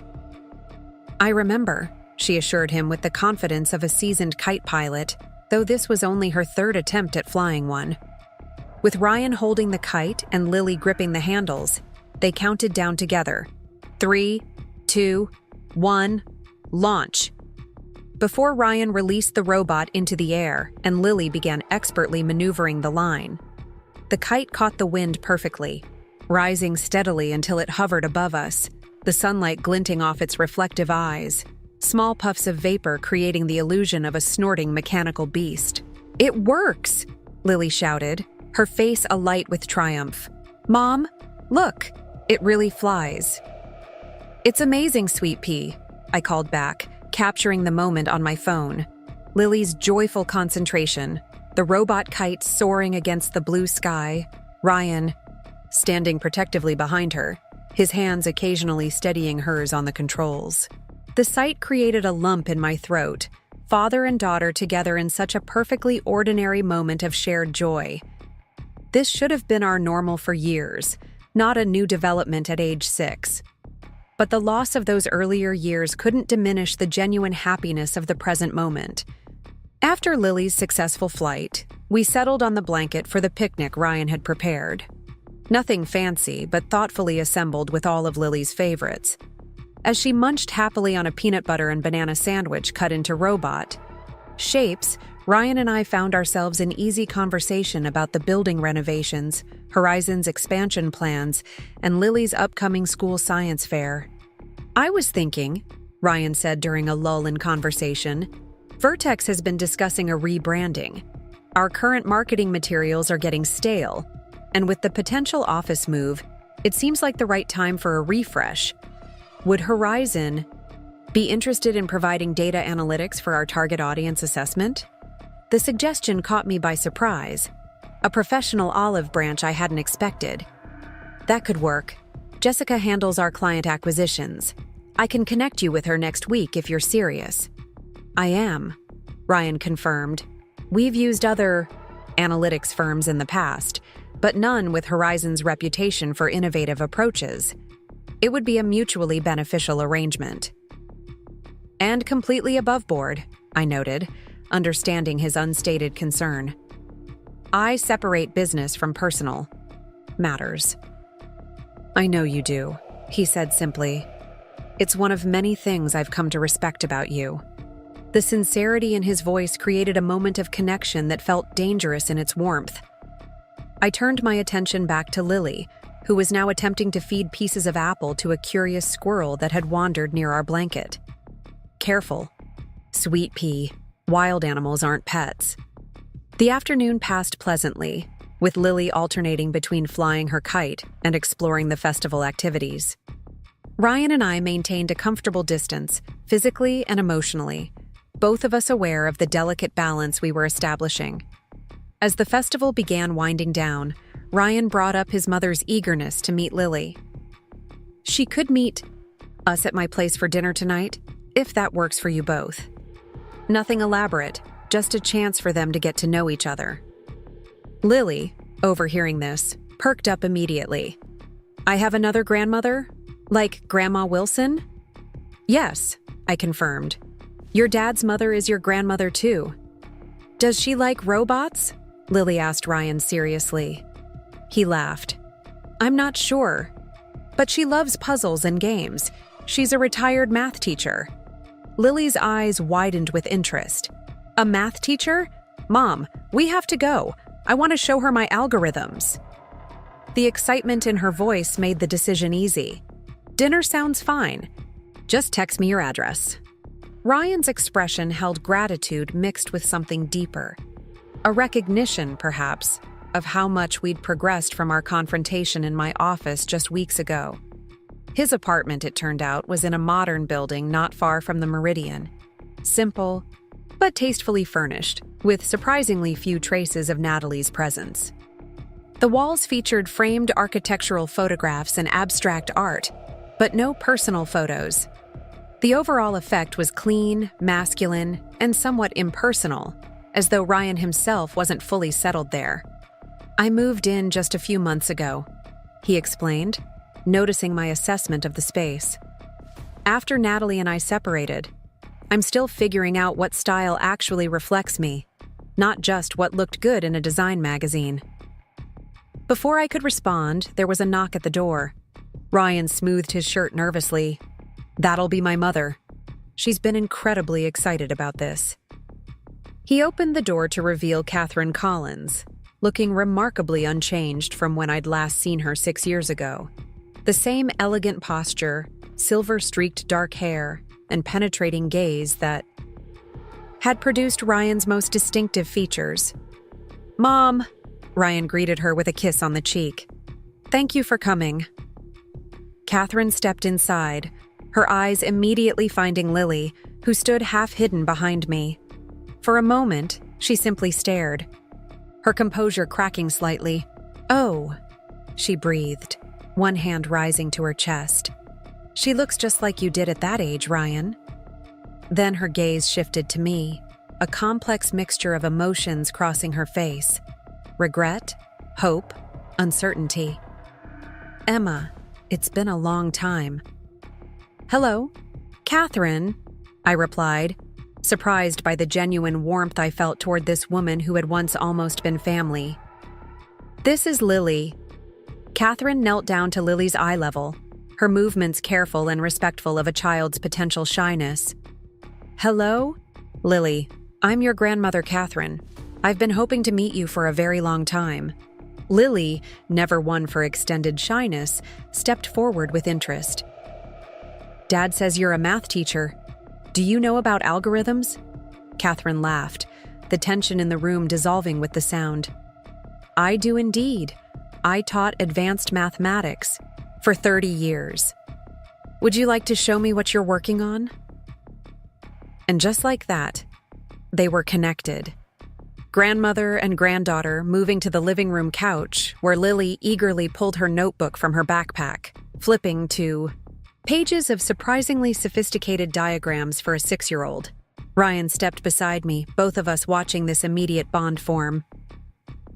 "Thank you for this," he said quietly. "My mother has regretted the distance from Lily since the beginning. She never approved of how I handled things." "Why didn't you tell me she wanted contact?" I asked, keeping my voice low to avoid disturbing Lily's animated explanation of her coding project. Ryan sighed. "Initially, because I was selfishly avoiding my own shame. Later, because Natalie—" He shook his head. "There's no good excuse, Emma. I should have facilitated the connection regardless of my own issues." Dinner was surprisingly comfortable. Catherine had brought homemade lasagna, remembering it had been one of my favorites years ago. And Lily charmed everyone with stories about her school projects and robot aspirations. Throughout the evening, I caught Catherine watching me with a thoughtful expression, clearly trying to reconcile the graduate student she'd known with the successful businesswoman before her. As Ryan cleared the dishes, Catherine leaned toward me. "He was a fool," she said simply. "I told him so at the time and many times since. Watching you with Lily tonight only confirms what I always suspected. You were the best thing that ever happened to him, and he was too immature to recognize it."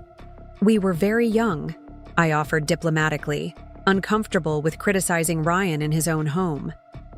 Catherine shook her head. "Age is no excuse for selfishness, but I will say this. I've seen more growth in him these past few weeks than in the entire 6 years prior. Whatever you said to him when you reconnected, it finally got through." Before I could respond, Lily returned from helping Ryan with dessert, carrying a plate of brownies with exaggerated care. The moment for such personal reflections passed, but Catherine's words lingered in my mind. Later, after Catherine had left, with promises of weekly dinners and math tutoring sessions, Ryan helped me gather Lily's things while she used the bathroom. "Thank you for today," he said, handing me Lily's backpack. "All of it. The festival, dinner, my mother. It means more than I can express." "Lily deserves to know her family," I replied. "All of her family." Ryan hesitated, then spoke carefully.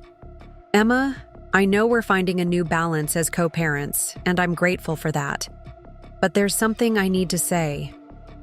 He took a deep breath. "I'm still in love with you." I never stopped. Not really. Even during my marriage.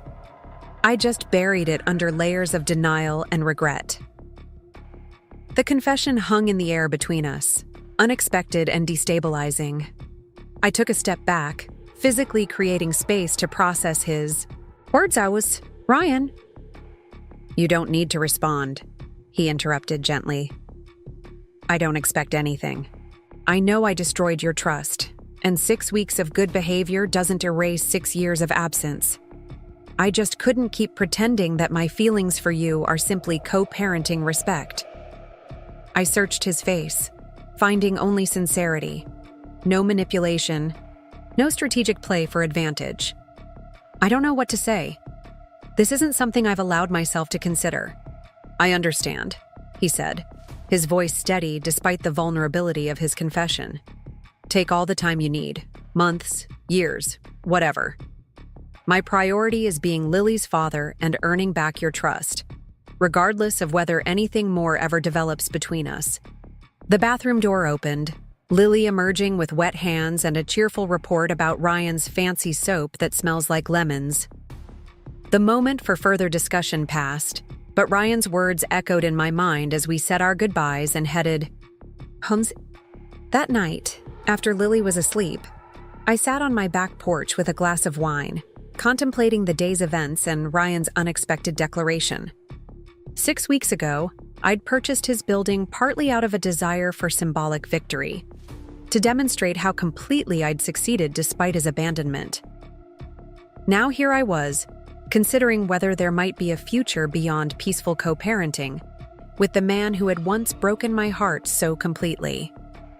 The Ryan I'd fallen in love with years ago had been charming but ultimately selfish, ambitious but unwilling to support my ambitions, attractive but too concerned with appearances.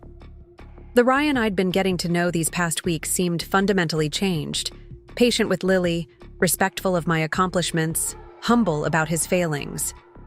People can change. I knew this intellectually. But trust, once shattered, doesn't rebuild overnight, regardless of sincerity or good intentions. My phone buzzed with a text from Jessica. How was Kite Day and Grandma meeting? Drama or smooth sailing? Both smooth, I replied. Lily loved Catherine. They bonded over math. Of course they did, Jessica texted back with a laughing emoji. And how are things with Ryan? Still suspiciously perfect? I hesitated, unsure how much to share even with my closest friend. He told me he's still in love with me. Has been all along, apparently. Jessica's response was immediate. What? Call me now. Instead, I texted, need time to think. Will.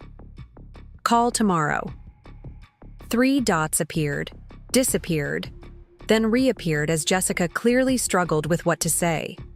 Finally, okay, but be careful with your heart, Em. Second chances are complicated. Second chances. Was that what this was becoming? Or simply a better version of co-parenting than I'd dared to hope for when Ryan first walked into my office?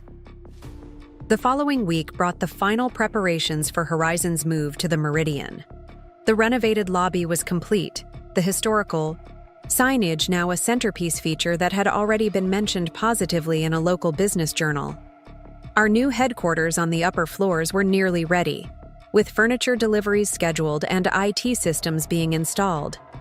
Ryan and I settled into a comfortable routine.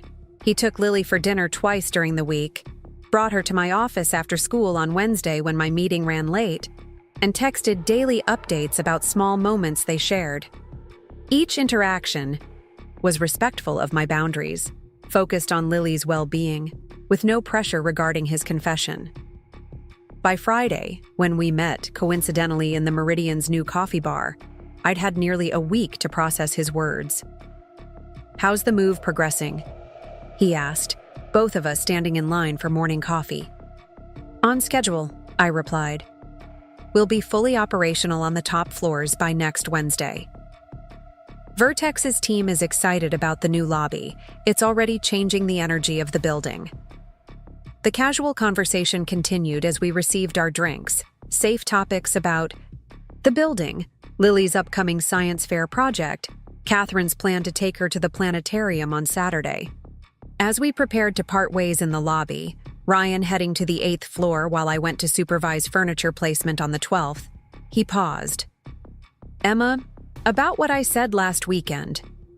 I've been thinking about it, I interrupted, having rehearsed these words mentally for days.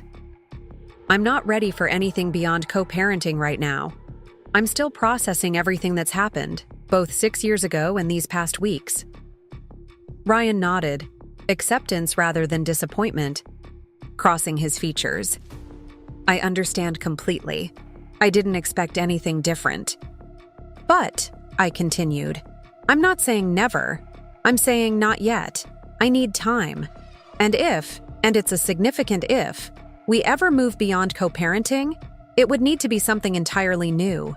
Not a continuation of what we had before, and not a relationship built on regret or making up for lost time. Hope flickered in his eyes, carefully restrained. That makes perfect sense. I'm grateful for your honesty. We parted ways then, each to our respective floors, our respective companies, our respective lives that had once been completely separate, but were now increasingly intertwined. 6 months later, the Meridian had been completely transformed. Horizon occupied the top 3 floors, our expanded team thriving in the light-filled, innovative space I'd designed. Vertex had renewed their lease on the 8th floor, but was preparing to relocate to the 3rd floor in January, allowing us to expand further. Lily had just started 1st grade, dividing her time between my home and Ryan's apartment. The co-parenting arrangement having evolved naturally into a comfortable schedule that prioritized her stability. Catherine was a regular presence in her life, as were Jessica and my parents, creating a network of support that Lily navigated with her characteristic adaptability. As for Ryan and me, we had established a new foundation, not as a couple, but as partners in raising our daughter, business associates whose companies occasionally collaborated, and cautious friends rebuilding trust one interaction at a time. On a crisp autumn evening, exactly 1 year after I'd signed the papers to purchase the Meridian, Ryan and I stood in the completed lobby after a parent-teacher conference at Lily's school. The historical signage illuminated behind us, where futures take shape, glowing softly in the evening light. I never thanked you properly, Ryan said, both of us looking up at the words that had become something of a motto for the building's renaissance. For what? For turning my greatest mistake into an opportunity for growth. When you became my landlord, you could have made things difficult, pushed Vertex out, sought some form of revenge. Instead, you created space for me to become a better father, a better person. I considered his words, appreciating the journey we'd both taken since that confrontation in my office. The building was a good investment, I said simply. And as it turns out, so was giving you a second chance with Lily. Just with Lily? He asked quietly, the question hanging between us. I turned to face him fully, taking in the man who had once abandoned me and our unborn child, who had since worked tirelessly to earn back trust and prove his change was genuine. I'm still deciding about the rest, I answered honestly. But I'm open to possibilities I wasn't ready to consider 6 months ago. His smile held patience and understanding rather than presumption. That's more than I deserve, and all I could hope for. As we walked out into the evening, the lights of the Meridian illuminating the sidewalk before us, I reflected on the unexpected path that had brought us here. I had purchased this building to prove something. To Ryan, to myself, to the world. What I hadn't anticipated was how this symbol of success would become something more meaningful. A space where past and future could coexist, where old wounds could heal, where new beginnings could take shape. Ryan had abandoned me during pregnancy, and now he worked in the building I bought. But the story didn't end with that satisfying irony. It continued, evolving into something more complex than revenge, more nuanced than triumph. Something that looked surprisingly like grace. For him, for me, and especially for the bright-eyed little girl who deserved nothing less than parents who had found their way to peace, whether or not they found their way back to each other. The future, like the renovated building we'd both helped transform, remained full of possibility, its shape not yet determined, but its foundation stronger than before. Up next, you've got 2 more standout stories right on your screen. If this one hit the mark, you won't want to pass these up. Just click and check them out.